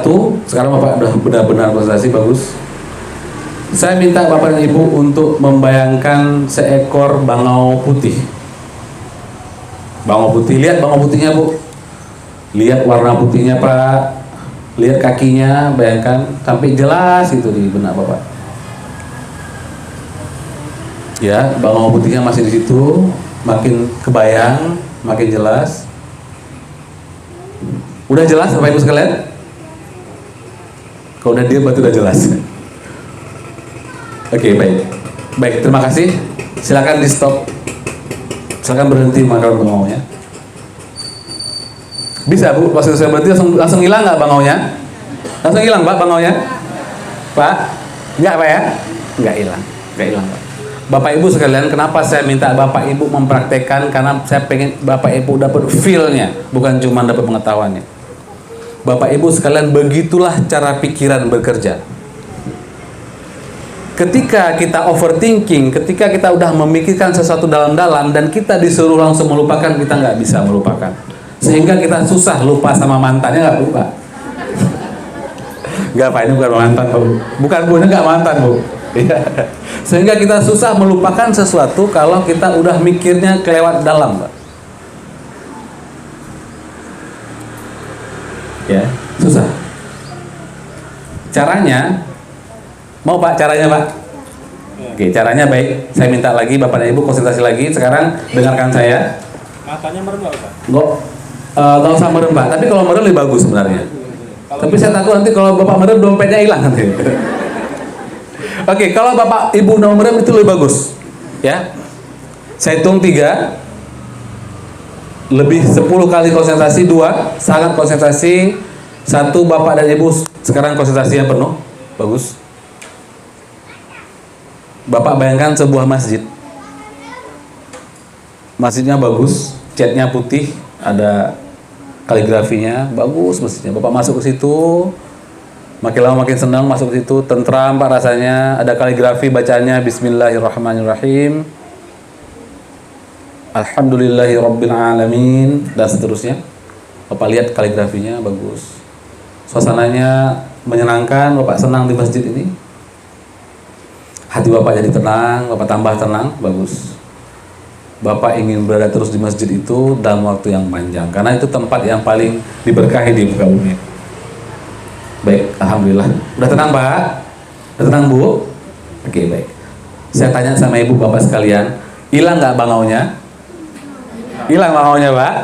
Hilang, Bu. Kalau nggak hilang, berarti Ibu penggemar bangau beneran, Bu. Bapak penggemar bangau beneran. Bapak Ibu sekalian, begitulah cara pikiran manusia bekerja. Itu, Pak, teori psikologi kognitif, aplikasi dari implementasi dari teori psikologi kognitif. Psikologi itu alirannya banyak, Pak. Cuma saya suka sama teori ini karena bagi saya kayak rasional. Satu lagi yang saya suka adalah neuropsikologi, psikologi saraf. Bapak Ibu sekalian, kita tidak bisa meminta anak begitu aja selesai medsosnya. Udah, Nak, nggak usah pakai HP. Tiba-tiba dia pakai sehari 3 jam, tiba-tiba stop. Mama ikut parenting kemarin, Nak, kata Ustadz nggak boleh parenting. Bapak Ibu sekalian, saya ingin sharing sedikit. Ini bukan jualan, Bu, Pak. Ini bukan jualan, ini bukan promosi, karena saya tidak dititipin apapun oleh yang punya barang. Bapak Ibu sekalian, kalau pingin menasihati anak, yakinlah waktu itu anak itu dalam kondisi yang nyaman, Pak. Ini buktinya, Pak. Coba Bapak tanya sama anak saya. Ibu tanya sama saya. Kalau saya pengen memasukkan sebuah ideologi yang berat ke dia, maka saya akan pilih waktu yang santai. Kenapa? Saya ikut Rasulullah SAW. Rasulullah SAW, kata Abdullah ibnu Abbas, ketika beliau menasihatiku, beliau memboncengku dengan unta. Pakai unta, naik santai, Bu. Kan unta nggak cepat jalannya, kan, Pak? Kecuali ontanya di atas Ferrari. Tapi kalau unta beneran cuma jalannya pelan-pelan, sambil santai lihat alam. Beliau berkata, Nak, apakah engkau mau aku mengajarimu sesuatu? Nah, Masya Allah, sama, Pak. Jadi kalau kita pingin mengajar anak, Pak, ini saya teknis, Bu, ya. Saya nggak mau cuma ngawang-ngawang, Ibu ngawang-ngawang. Caranya gimana, Pak Yasir? Ini caranya, Bu. Sambil ngobrol santai sama dia, kita nggak punya onta, tapi Nmax ada kan, Bu? Ada, Beat ada kan, Pak? Sambil naik Beat, Pak, pulang sholat maghrib. Nah, rupanya kan, Nak, medsos itu ngeri kali pengaruhnya, Nak. Rupanya kan, Nak, Bapak sampaikan cerita tadi, Pak, cerita yang kisah sepeda tadi. Rupanya, Nak, kan kalau kita setengah jam aja waktu kita kali-kali gini hilang, Nak. Pak dan Ibu, berceritalah, kalau kata Ustadz Budi Azhari, kita ikut Luqman. Kenapa Luqman itu berhasil mempengaruhi anaknya? Karena ketika dia menasehati anaknya pakai hikmah, Bu, pakai ilmu pengetahuan. Maka, Pak, kita jadi orang tua harus banyak ilmu pengetahuan. Ustadz, kayak mana dapat pengetahuan? Itu, Bu, di belakang itu pengetahuan semuanya, Bu. Serius. Saya itu fansnya buku-buku yang di belakang, Bapak Ibu sekalian. Hampir tiap bulan saya beli buku satu. Saya investasi, saya anggap beli buku itu investasi. Kenapa? Yang saya baca itu nanti akan saya sampaikan sama anak saya. Akan saya sampaikan kepada pendengar-pendengar saya dimanapun saya bicara. Apa yang saya sampaikan kepada ibu bapak semua itu semuanya dikirimkan oleh Allah Subhanahu wa taala melalui buku-buku yang saya baca. Anak-anak Pak, bayangin kalau kita cerita pakai hikmah, nak, satu ketika karena Rasulullah SAW pernah karena menunggu seorang sahabat, tapi sahabatnya nggak datang, nak. Tiap hari dia datang seharusnya di sudut tertentu, tapi nggak datang, nak. Rupanya pas datang ke rumahnya udah meninggal, nak. Dia cerita rupanya macam-macam, enak ceritanya Pak. Cerita pakai kisah, pakai ilmu Pak ceritanya, enak kan Pak dengar? Maka kalau menasehati anak, upayakan otak anak santai, pikirannya lagi terbuka, kemudian tanamkan dengan hikmah. Maka bapak dan ibu jangan segan-segan langganan buku, jangan segan-segan beli buku, anggaplah investasi. Pak Yasir nih ada titipan nih Pak Yasir, enggak bu, enggak titipan apapun. Saya serius. Kalaupun nggak beli di sini, silakan beli di luar. Tapi bapak dan ibu harus pakai hikmah cerita sama anak. Tanamkan, kemudian pertama sampaikan kepada, jangan sekali, 2 kali, 3 kali. Kenapa? Teorinya gini Pak. Ketika anak-anak itu dia udah kecanduan HP, kecanduan medsos, itu ibarat sebuah meja yang udah kehidupannya, kesehariannya itu dikasih topangan baru, dikasih kaki baru. Kalau biasanya topangannya adalah main bersama teman-teman, topangan itu diambil, kakinya satu diambil, kaki main sama teman-teman, diganti dengan kaki medsos. Kalau kita cabut begitu aja kaki itu, goyang nggak mejanya Bu? Goyang. Nggak bisa. Jadi orang yang udah adiksi nggak bisa seperti itu. Caranya apa? Pelan-pelan, ngobrol segala macam. Kemudian apa? Pakai teori bangau putih dan masjid putih tadi Bu. Ya, ketika anak susah melupakan sesuatu hal, cari pengalihannya yang lain. Ya Pak ya. Masuk Pak. Cari pengalihannya Pak. Apa pengalihan? Pengalihan terbaik setahu saya Pak ya. Satu, kalau bukan teman yang baik. Yang kedua, buku Pak. Balik lagi buku Pak. Karena kita nggak sanggup, anak kita juga kalau nggak ada buku, atau yang ketiga, permainan. Kalau dia punya teman-teman main bola, silakan mainlah bersama, main bola nak. Abi beliin sepatu bola kamu nak. Nanti kalau kamu main bola dapat juara, nanti Abi ajak kolam renang. Nanti kita bahas tentang behavior modification. Saran saya kepada panitia, nanti satu ketika kita bahas modifikasi perilaku, Ustaz-ustaz sekalian, supaya kita bisa membantu orang tua memodifikasi perilaku anaknya. Oke, tapi kemudian apa, pelan-pelan kita alihkan. Caranya gimana Ustaz supaya anak suka buku Bu? Anak-anak itu nggak mungkin langsung suka buku textbook, nggak mungkin. Dari kecil mereka suka apa? Bertahap Bu. Pertama mereka suka oret-oretan, mewarnai. Kemudian apa? Kasih komik yang tulisan besar-besar. Udah dia udah suka komik, naik lagi Bu. Naik lagi apa? Ketika komik yang kecil-kecil, ada yang bagus tuh Bu, judulnya 99 Pesan Nabi. Jangankan anak Bu, ibu aja suka bacanya. Bapak aja suka baca, nggak percaya ibu tes sendiri. Bagus sekali bukunya. Komik kepada anak. Ketika mereka udah suka komik, lama-kelamaan mereka minta cerita tipis. Setelah itu mereka minta buku agak tebal. Terakhir apa? Terakhir mereka baca textbook tebal-tebal. Sejarah pembentukan kota Mekah, Masya Allah. Salahuddin Al-Ayyubi. Kisah hijrah sahabat Rasulullah. Mereka udah cinta membaca, tapi cinta membacanya dibangun dari awal tadi. Bapak Ibu sekalian, apa yang pengen saya sampaikan? Saya pengen bilang Bapak Ibu sekalian, pikiran manusia, anak-anak itu kalau nggak dikasih aktivitas yang lain, tapi disuruh berhenti main HP, nggak mungkin. Bapak Ibu udah ngalamin sendiri tadi. Ketika saya minta suruh berhenti mikir bangaunya, nggak sanggup berhenti mikir bangaunya. Karena pikiran jalan terus. Sama, dia juga mikir, terokupasi sama akun medsos. Ini kawan-kawan aku likes-nya berapa ya? Aku posting ini like berapa ya? Status aku disukai berapa orang ya? Siapa aja yang lihat ya? Itu terus pikirnya. Tapi kalau dia udah teralih kepada buku, teralih kepada main bola dan lain-lain, maka insya Allah dia pelan-pelan akan melupakan akun medsosnya. Pelan-pelan dia akan beralih ke tempat yang lain. Ya. Dan pelan-pelan Bapak Ibu ajarkan juga, nanti kita Bapak dan Ibu nanti kalau siapa yang tertarik, saya kirimin bukunya. Saya punya e-book tentang yang saya cerita tadi. Kalau ada yang suka Pak, bilang aja sama Ustazah, saya kirim nanti di-share oleh Ustazah. Kenapa menurut saya ketika kita punya ilmu dan kita pengen membangun orang lain, kita harus berbagi ilmunya. Sama-sama kita berbagi. Ya.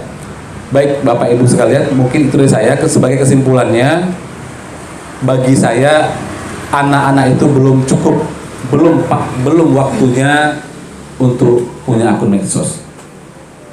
Bahkan yang punya handphone pun Steve Jobs, Bu, yang punya Apple yang disukai anak muda. Saya Apple tapi Apple-nya udah digigit. Enggak, silakan Apple.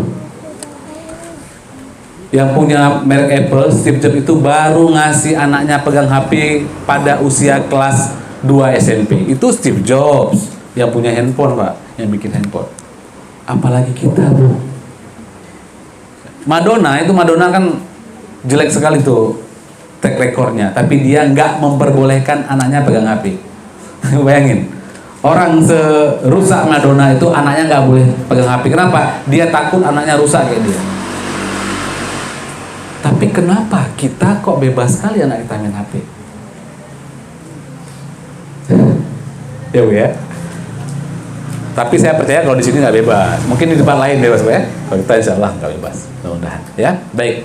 Semoga dapat menambah wawasan kita semua, terutama bagi saya sendiri. Saya mohon maaf jika ada kata-kata yang salah. Tidak ada sedikit maksud pun untuk melukai hati Bapak dan Ibu sekalian. Yang benar semuanya datang dari Allah Subhanahu wa Ta'ala, dan yang salah adalah kecerobohan saya sendiri. Saya akhiri dengan hadanallah wa iyyakum ajmain. Wassalamualaikum warahmatullahi wabarakatuh. Terima kasih kepada Ustaz Isir atas materi yang telah disampaikan pada hari ini. Sangat bermanfaat bagi kita semuanya. Sekarang kita akan memasuki yaitu sesi pertanyaan, baik kepada Bapak dan Ibu yang ingin menanya ataupun ingin share pengalaman, bisa langsung sampaikan kepada kita di sini. Dan juga kepada terus mungkin kepada ibu-ibu yang mungkin sungkan untuk menyampaikan secara langsung, bisa menulis di secari kertas yang insya Allah akan disediakan oleh panitia. Baik, ada yang ditanyakan?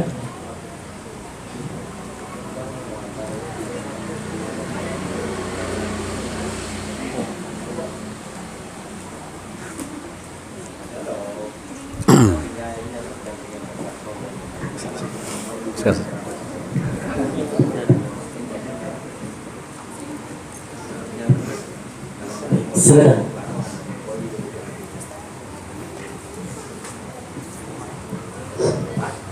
Terima kasih. Assalamualaikum warahmatullahi wabarakatuh. Terima kasih Pak Yasir. Alhamdulillah hari ini sangat mencerahkan bagi kami, bagi wali-wali murid yang tentunya tetap mendukung pendidikan anak-anak. Kalau di madrasah tentunya ada ustazah dan ustazah yang membimbing mereka, dan di rumah ada kita sebagai orang tua.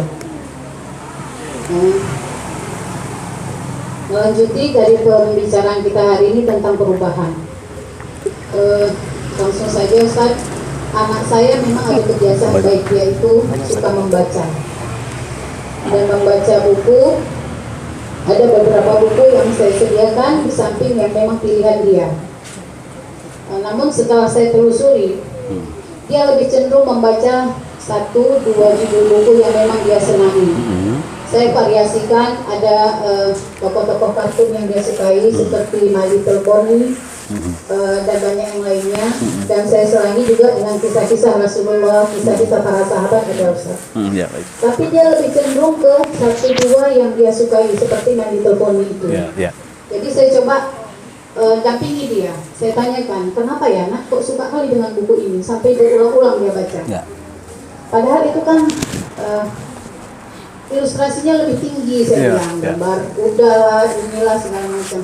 Mah, di situ ada cerita baik kok, kata dia. Banyak kebaikan-kebaikan yang dia kerjakan membantu orang lain. Nah, dia bilang. Saya baca juga Ustaz, memang betul yang dia sampaikan. Kemudian saya perkenalkan lagi buku yang lain.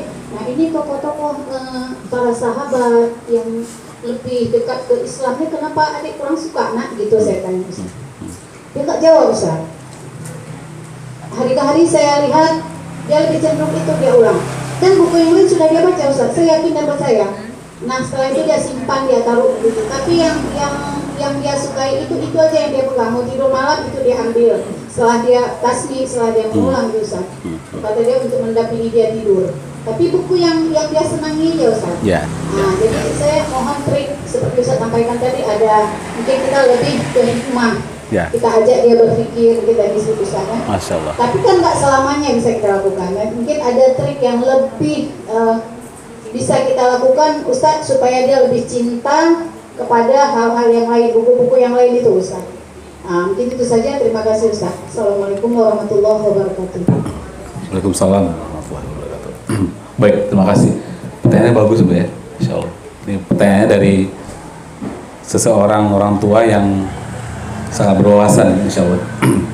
Baik, pertanyaannya adalah dari sekian buku itu ada buku-buku yang menarik, yang kayaknya dia memfavoritkan buku itu, dan buku-buku lain yang sebenarnya isinya lebih bagus justru kalah menariknya nih dibandingkan buku ini. Oke, baik, betul betul.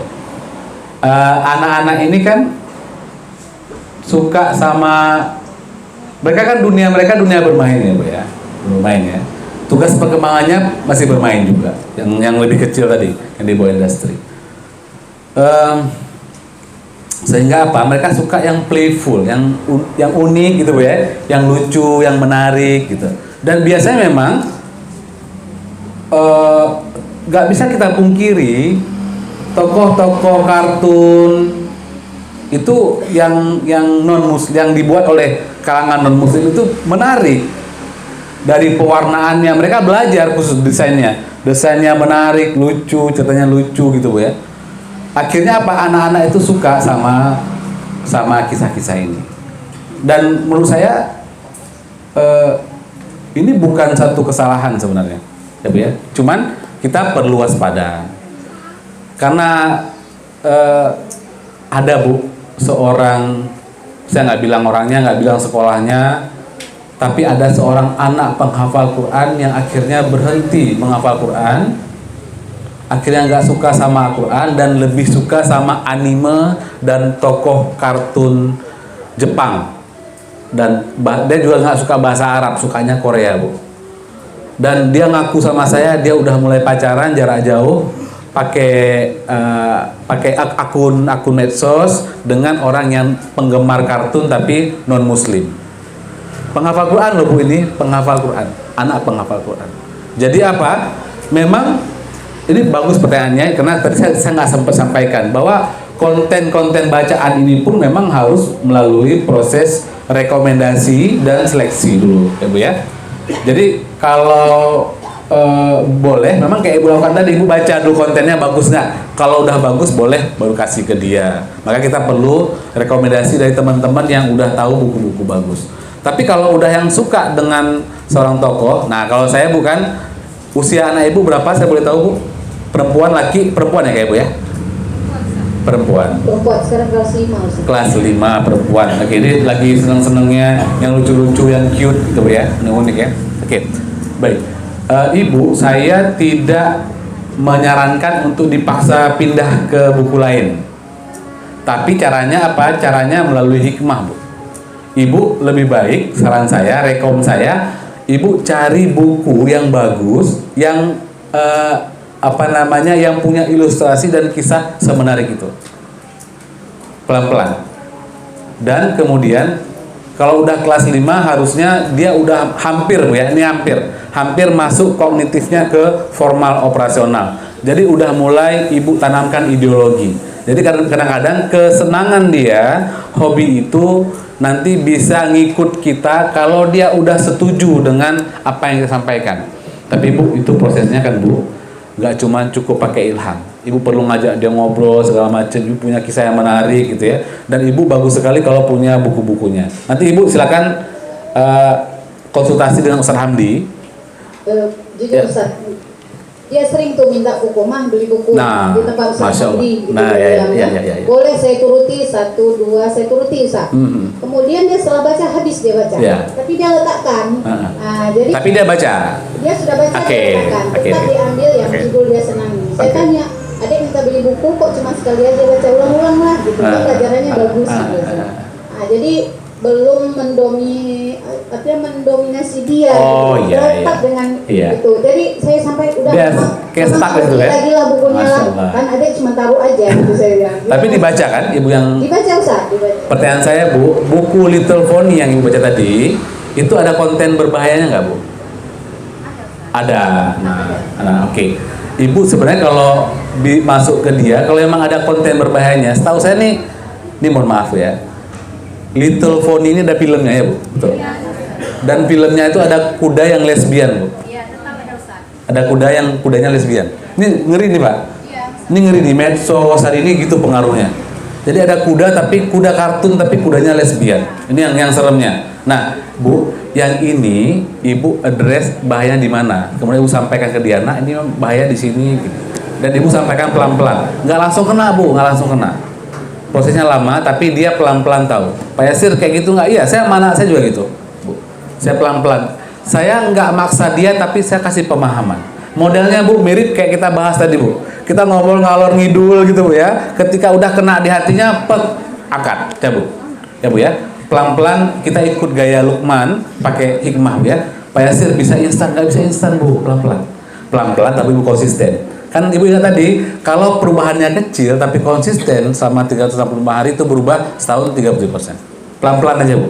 Bu, sekarang kita mulai sama anak-anak tapi tiap hari ada progres. Tiap hari ada progres meskipun cuma 1%. Ya Bu ya. Baik. Pertanyaan bagus sekali Bu. Banyak-banyak konsul, banyak-banyak cari riwayat tentang buku-buku bagus. Memang Bapak Ibu sekalian, hati-hati sekali dengan buku yang dibaca anak dan apalagi medsos nggak susah kita batasi. Karena apa, kontennya seperti yang saya sampaikan tadi, bahkan ada anak yang berhenti menghafal Quran karena dia suka dengan tokoh anime. Dia pacaran dengan orang-orang sesama mereka dan anime ini punya komunitasnya Pak. Jadi anak-anak ini ketika mereka punya akun sosial, mereka gabung akunnya ke komunitas yang kita kadang-kadang nggak tahu. Pak Yasir, Ya. sedikit lagi. Silakan. Kebetulan anak kita tahu hari ini judulnya bolehkah anak-anak punya medsos? Iya. Sebelum saya berangkat dia tanya tadi, Ma jangan terlambat karena judulnya bagus. Boleh nggak kita punya medsos? Ya, Nah, jadi kami mau tahu tuh usia berapa dia bisa memiliki akun medsos. Oke. Itu aja, Pak. Baik. Ibu-ibu, Bapak Ibu sekalian, saya menjawab ini, kalau saya jawab nanti saya nggak mau jawaban saya itu melukai perasaan Bapak Ibu sekalian. Ya. Cuman saya kasih sebuah clue aja Bu. Ibu boleh kasih medsos itu. Kalau ibu dan saya pribadi ya, tapi ini bukan pendapat sebagai psikolog. Ini pendapat sebagai seorang ayah sama anaknya. Kapan Pak Yasir saya baru kasih anak saya handphone itu kalau dia udah kuliah Bu? Kuliah. Karena saya baru percaya anak saya mampu mengendalikan dirinya ketika dia kuliah. Dengan catatan Bu, dia harus nabung sendiri atau dia beli sendiri handphonenya. Saya nggak mau anak saya menjadi konsumtif. Dia harus, kalau dia pengen sesuatu, dia beli barangnya sendiri. Dia nabung, silakan. Ketika dia udah kuliah itu, tapi saya sebagai bapak. Tapi kalau saya sebagai psikolog, saya akan jawab, silakan bapak dan ibu kasih handphone pada anak, akun sosial. Ketika apa? Ketika bapak dan ibu udah yakin sama dia bahwa dia udah mampu bertanggung jawab. Karena ada juga Pak anak-anak yang saya nggak pungkiri, ada anak dokter alam, Bu Susana juga psikolog juga, beliau anaknya boleh main HP dan baik-baik aja ke Turki sekarang ambil S2. Beliau sanggup mengajarkan anaknya bagaimana caranya bertanggung jawab. Cuman kalau saya, karena saya menangani terlalu banyak kasus-kasus yang terkait dengan ini, banyak anak-anak yang gagal gara-gara handphone ini, saya baru beraninya ketika mereka udah matang. Mereka udah kuat jiwanya ketika kuliah, dan itu pun nggak menjamin sebenarnya ya. Tapi kita berdoa sama Allah karena nggak mungkin juga anak nggak punya handphone selama-lamanya kan Bu. Dia harus punya, tapi ketika dia udah siap. Oke, baik, bagus pertanyaannya Ibu sekalian. Kayaknya nih, tadi ada juga pertanyaan yang sama yang nanya intermittent responsibility ya. Kayak jawabannya di situ Bu ya. Jadi kapan? Ketika Ibu udah yakin, ketika dia udah mampu menjalankan tugas-tugasnya, ketika memang dia udah sangat bertanggung jawab, silakan. Dan usianya biasanya nggak mungkin di bawah kelas 2 SMP biasanya. Ya kalau bapak dan ibu mau ikut Steve Jobs, dia baru ngasih kelas 2, kelas 3 SMP. Baik, silakan Ustaz. Baik. Ini lagi Ustaz ada pertanyaan yang ini saya bacakan Ustaz. Ya, Ustaz. Tadi Ustaz bilang jika anak mendapatkan perhatian penuh dari orang tua, sehingga anak akan merasa nyaman dengan semua orang. Ya. Jika anak merasa nyaman dengan semua orang, apakah itu tidak berbahaya untuk si anak? Bagus. Sehingga tidak ada filter keamanan untuk dirinya sendiri. Masya Allah. Baik, alhamdulillah. Ini keren-keren pertanyaannya. Ini pertanyaannya niat ya. Pertanyaan niat bukan karena kesian dengan Pak Yasir, nggak ada yang nanya Pak Yasir, saya tulis saja lah.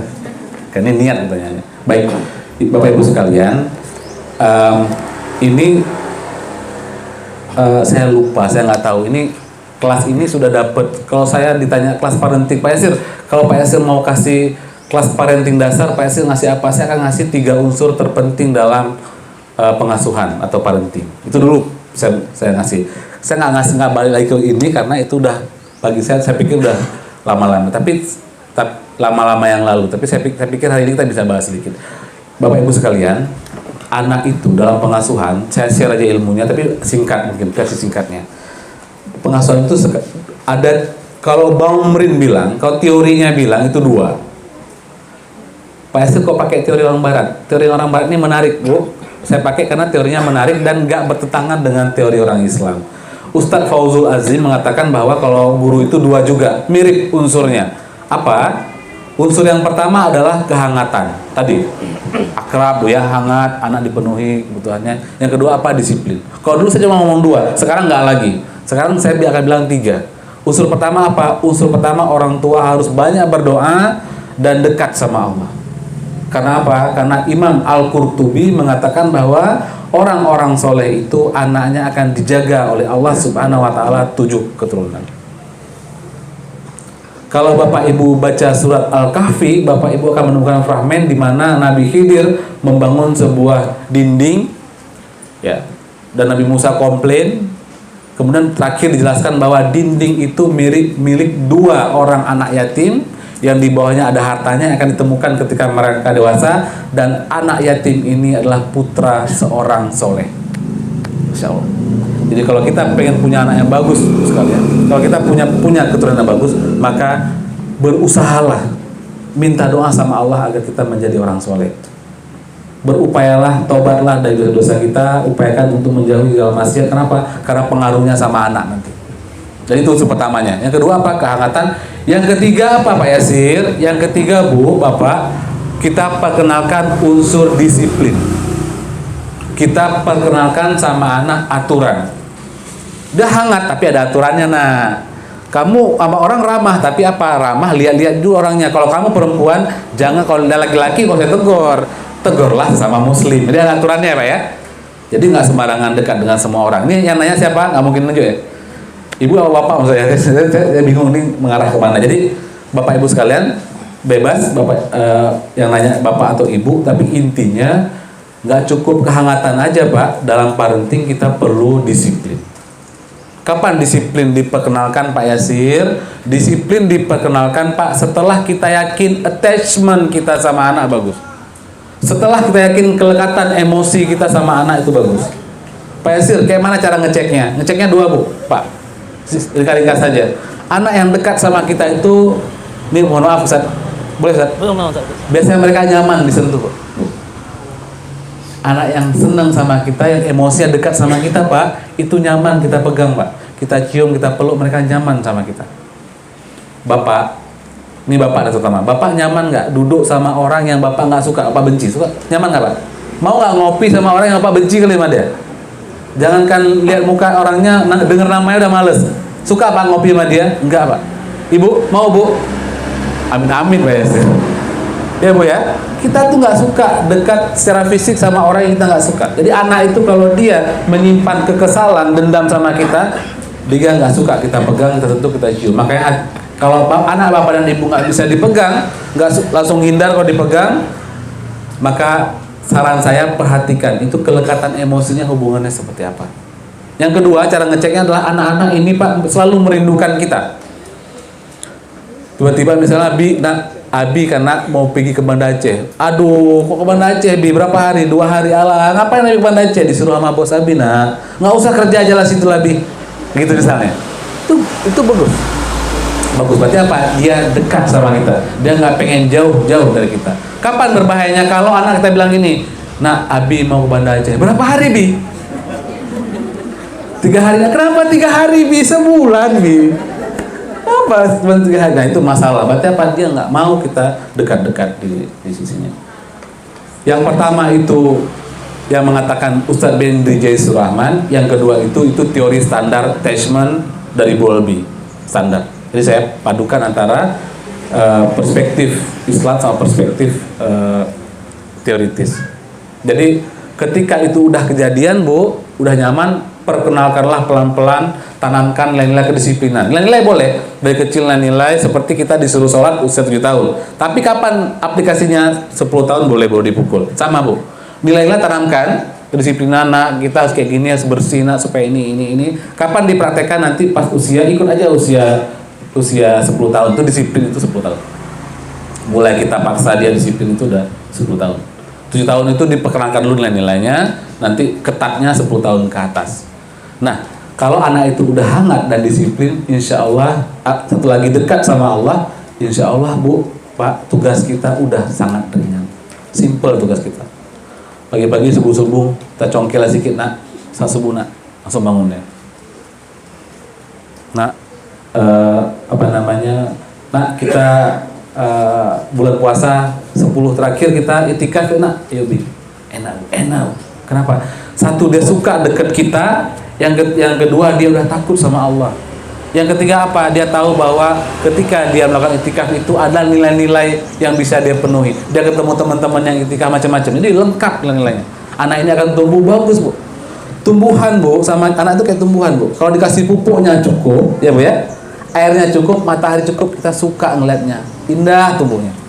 Tapi kalau kurang satu unsur aja, berarti kita perlu waspada, harus kita perbaiki unsurnya. Baik, terima kasih.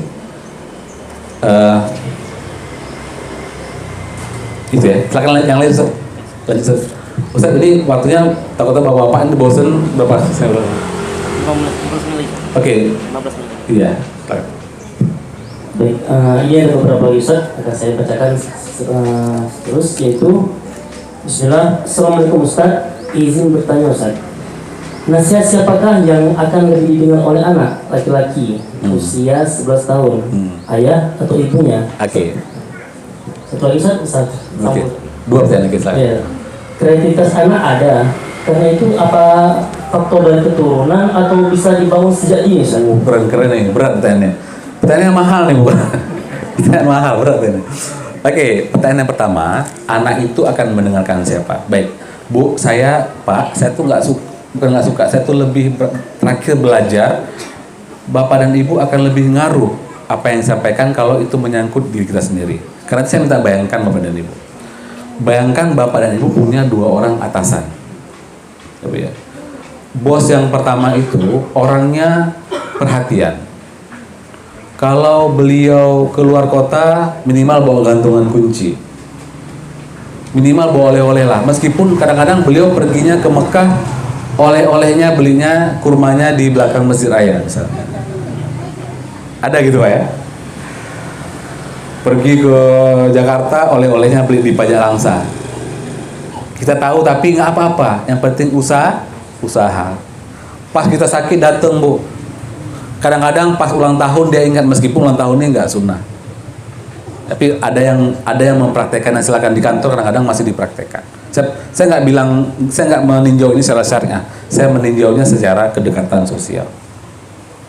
Dia selalu ada untuk kita. Kalau kita sakit, udah, Pak, saya sakit, udah, Sir, pulang aja dulu, nanti pas sembuh dimasuk.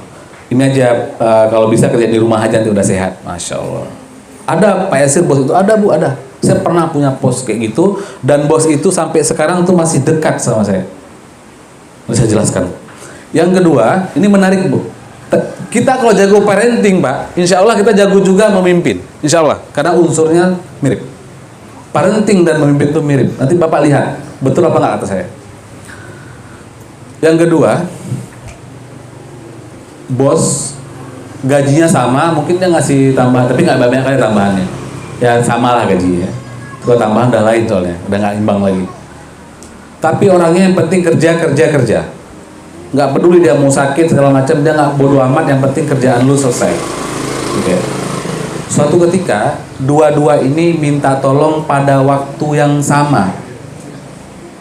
Ya Pak ya?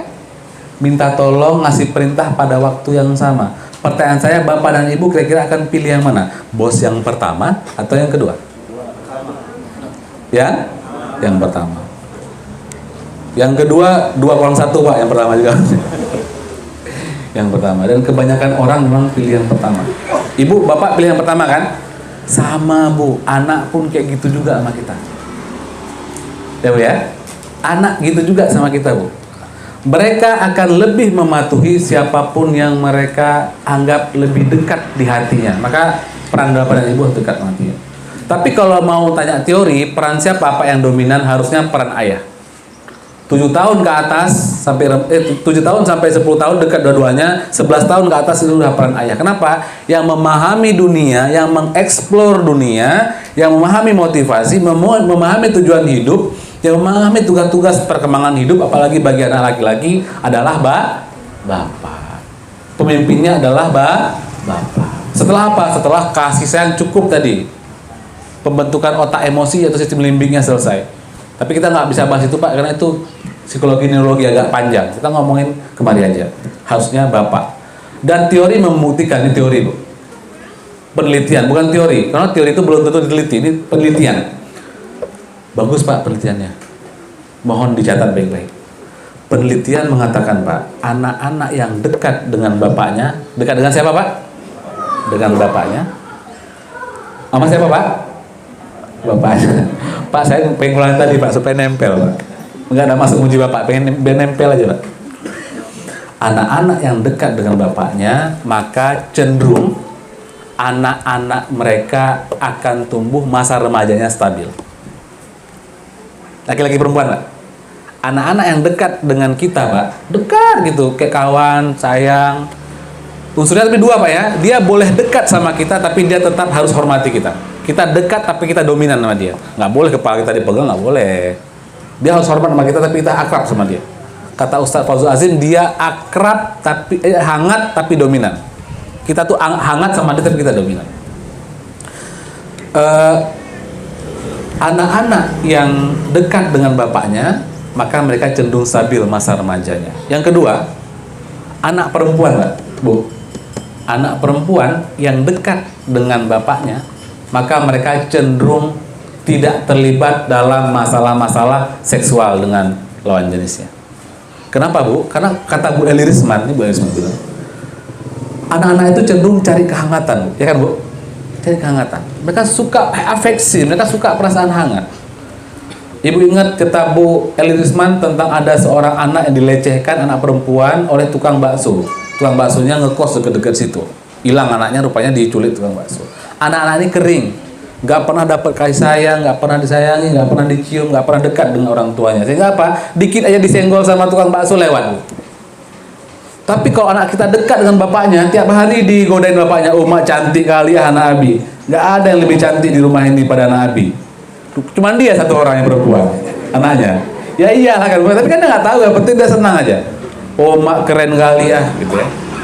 Udah tiap hari kita rayu, tapi rayu sebagai ayah, bukan rayu macam-macam.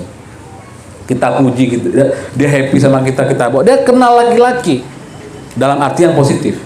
Dia dekat dengan kita dengan arti yang positif. Kelak ketika ada laki-laki yang kurang-kurang satu mu dekat dengan dia akan bilang, alah bang, rayuan kita itu nggak berkualitas, lebih keren dari bapak aku. Ya kan Pak? Nggak ngaruh tuh, ki bawa ke sana, nggak cocok aku make, nggak pas ki. Karena ki bukan penghafal Quran, gitu. Bapak aku penghafal Quran. Bapak Ibu sekalian, itu ilustrasi. Tapi itu kenyataan Pak. Kalau dia dekat sama saya anak perempuan itu, maka dekat-dekat dengan anak Pak. Kasih waktu sama anak. Pak, tapi saya suka goes Pak Yasir, bawa anaknya goes Pak. Tapi saya suka ngopi Pak Yasir, bawa anak istri ngopi. Jangan bapak aja ngopi, istri bawa ngopi. Kawan saya bawa aja keluarganya biar anak bapak bisa gaul dengan anak keluarga kawan bapak, nggak apa-apa. Pak Yasir ada yang kayak gitu, ada yang kayak gitu. Saya kayak gitu, Pak. Kalau anak saya besar saya bawa aja ngopi sama saya. Sampai sekarang dia suka ngopi sama saya. Bi, ngopi Bi. Abi nggak ada uang abang nih. Oh beres kayak gitu. Enak aduh, Pak, kawan kita happy, dia happy, kita happy, enak Pak dekat sama anak, mancing sama anak, sambil mancing, nak Lukman dulu kan nak cerita sama anak. Nah. Jadi apa? Dia tumbuh sama kita, seminggu satu kisah, setahun berapa minggu Bu? Masya Allah, matematikanya bagus Bu. Ibu pasti orang eksak Bu ya. Berarti 22 kali dia nongkrong sama kita Pak setahun, satu minggu itu satu pesan. Berarti satu pesan berat ya. Satu pesan berat. Satu percakapan berat. Percakapan berat yang berkualitas. Berarti setahun dia bisa bercakap sama kita 22 kali yang berkualitas. Bayangkan, anak kita wajar nggak? Logis nggak kalau anak kita tumbuh jadi anak yang baik Pak? Logis Pak? Logis Pak. Masuk akal penelitian ini. Ya Pak ya? Baik, tadi pertanyaan satu lagi apa Pak? Ustaz?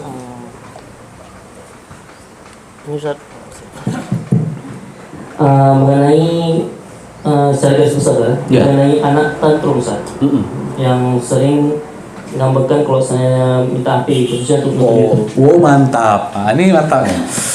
Ini keren ini Pak. Ini keren dan ini saya suka topik ini. Bapak Ibu sekalian, saya suka karena nanti SD Ilmu Hakim akan undang saya lagi untuk cara ini. Gak saya bercanda Bu. Bapak Ibu sekalian, ada untuk memahami ini, Bapak Ibu perlu memahami teori psikologi namanya behaviorism. Tapi saya nggak bilang sepele aja Bu. Manusia Bu, kata law of behavior cenderung kan Pak mengulangi sesuatu yang hasilnya positif. Bapak kalau lagi kesel, kalau lagi pulang dari kantor kayaknya lagi dongkol sama orang, tiba-tiba pulang ke rumah. Pas pulang ke rumah ngobrol sama ibu. Begitu pulang, Dek, abang mau cerita nih. Langsung ibunya matiin kompor gitu kan Pak. Langsung, apa Bang? Kayak ceritanya Bang. Gitu kan. Ini misalnya Bu, tapi itu jarang terjadi soalnya Bu. Jarang terjadi soalnya. Ya kan? Terus kan Bu, dia dengerin kita, nggak disalahin kita betul. Terakhir udah puas kita ngomong baru Bang, dari kisah abang itu abang betul. Cuman kan Bang, nampaknya abang juga ada salah. Kenapa? Karena abang permisi tanpa bilang-bilang sama bos abang. Oh ya juga. Jadi dia ngasih nasihat kapan ketika kita udah puas cerita. Senang kita, oh iya ya, dapat masukan positif. Kita udah puas didengerin dan kita dapat masukan positif. Kira-kira besok kalau kita ada masalah kita akan cenderung cerita sama istri kita lagi nggak Pak? Iya Pak? Cenderung Pak? Bapak jaim nih, cenderung nggak Pak? Cenderung. Tapi kalau tiba-tiba pas kita pulang, abang didongkol, abang dongkol sekali, kita dongkol, lari. Abang sekali dongkol musibu, gitu kan? Kita cari dongkol, gak ada ribu-ribu. Ikan dongkol nih, kata dongkol. Ya, kata dongkol ya. Pertanyaan saya adalah, Bapak akan cerita lagi nggak sama ibu kalau digituin? Enggak ya Pak? Bahayanya adalah kadang-kadang Bapak ini suka akhirnya cerita sama kawan yang lain Bu. Bu itu terus nggak sama kawan yang lain sambil ngopi gitu ya. Akhirnya ya Bapak jadi betah nongkrong di kedai kopi karena nggak ini. Saya pengen bilang ini ada law of behavior-nya. Law-nya apa? Kalau manusia cenderung mengulangi hasil yang positif, kemudian cenderung meninggalkan perilaku yang hasilnya negatif. Dan ini bisa kita pakai untuk anak. Kalau pengen membangun perilaku anak, ini prinsip ini bisa dipakai di behavior modification. Makanya saya bilang, insya Allah kita perlu satu sesi nanti Ustadz untuk ngomongin modifikasi perilaku ini buat orang tua. Jadinya gimana? Jadi ini juga berlaku sama anak Pak. Kalau anak-anak lagi jalan-jalan di kedai, dia ngelihat mainan, dia nangis, kita kan malu kan Pak? Malu daripada ribut-ribut, beli aja lah. Tapi apa yang terjadi? Ketika kita kasih dia mainan yang dia minta itu dengan menangis, apa yang dia rasakan itu hasilnya positif nggak berarti bagi dia? Bagi dia positif. Akibatnya yang menguat yang mana? Nangis itu menguat. Kenapa menguat Bu? Karena hasilnya positif. Besok-besok Bu baru dijauh dia, wah nih. Abi langsung beli. Lama-kelamaan Bu, kalau masih kecil oke. Tapi kalau udah besar, dia udah lain lagi yang dia minta. Dia minta, Bi, aku mau kuliah tapi handphoneku harus, laptopku harus MacBook. Handphoneku harus Apple. Sepeda motorku harus Ninja. Kalau Ninja yang kereta mungkin agak aman, tapi kalau Ninja betul-betul kan susah nyarinya. Ya. Oke. Akan bertambah, akan jadi masalah ke depan, dan kemauannya harus semua dipenuhi. Jadi caranya gimana Ustadz? Nah, caranya Bu, caranya kita pakai hukum tadi lagi Bu, pakai kerangka berpikir tadi. Jadi apa? Konsekuensinya jangan diberikan. Anak saya Bu dari kecil, kalau kebetulan saya masih kuliah waktu itu, kalau dia ke mall, kalau dia nangis saya akan bilang, nak, nggak apa-apa, nangis itu nggak menyelesaikan masalah. Saya bilang sama dia. Kalau kamu nangis aja, nggak apa-apa. Abi karena duduk situ, ngopi di sudut itu. Nanti kalau kamu udah saya nangis, susul Abi situ ya. Kalau sini Abi malu lah, bilang sama orang. Kita duduk situ. Sambil ngawasin dia, Bu, jangan hilang juga kan. Saya juga anak semata wayang kan, Bu. Kita mulai nangis nanti hilang dia. Jadi saya latih akhirnya apa? 2 kali Bu, 2 kali saya terapi, itu terapi sebenarnya. Terapi apa? Terapi modifikasi perilaku. Saya terapi sekali sampai besar, dia udah nggak itu lagi. Sampai besar Bu, apapun keinginan dia akan diskusi dulu sama saya. Kalau keinginan dia itu masuk akal, dia pengen lembu misalnya. Oke, lembu nabung nak. Nanti kalau tabungan kamu udah 70%, 30%-nya Abi tambah. Akhirnya dia beli lembu. Tapi dia pengen apa? Dia pengen buku yang bagus, boleh nak. Tapi apa prestasinya? Jadi nggak gampang memperolehnya. Oke Bi, harus hafal itu sekian. Ketika hafal, kasih bukunya. Jadi pencapaian, dia tuh pencapaian. Kalau pengen sesuatu, you have to work. If you want something, you have to work. You got to work. Kalau pengen sesuatu, kamu harus kerja. Itu konsekuensinya. Sama Bu. Jadi kalau anak minta medsos, gampang caranya. Cuman ibu harus beli sumbat telinga Bu ya. Bilang sama anak, nak, nangis itu nggak menyelesaikan masalah. Kalau nangis saja, tapi jangan mukul, jangan curi barang. Kalau nyari barang berarti nangisnya di luar di halaman. Ibu kunci pintunya. Ngomong gitu aja, Pak. Dan itu Ibu lakukan. Ya. Akibatnya apa? Teorinya ini secara penelitian itu grafiknya akan naik, pasti naik. Pasti dia akan tantrum setantrum-tantrumnya. Akan besar gitu suaranya, tapi itu cuma 2 kali, Bu. Pada kali ketiga dia udah paham bahwa kalau aku menangis, kalau aku tantrum sama aja nggak ada hasilnya. Yang ada suara-suara habis. Ya kan, Pak? Akhirnya apa? Akhirnya dia memahami perilaku, dia nggak gitu lagi. Itu teorinya, Bu ya. Dan harusnya itu efektif karena kecuali anak-anak yang punya kebutuhan yang lain. Kecuali misalnya dia punya masalah emosi sama orang tuanya, itu udah lain. Itu berarti harus intervensi masalah emosi dulu. Tapi kalau pada anak yang normal biasanya insya Allah karena Allah yang menentukan, insya Allah itu berhasil. Tapi dengan catatan ibu bapak harus siap dengan dia tantrum 2 atau 3 kali. Syukran Ustaz. Terima kasih.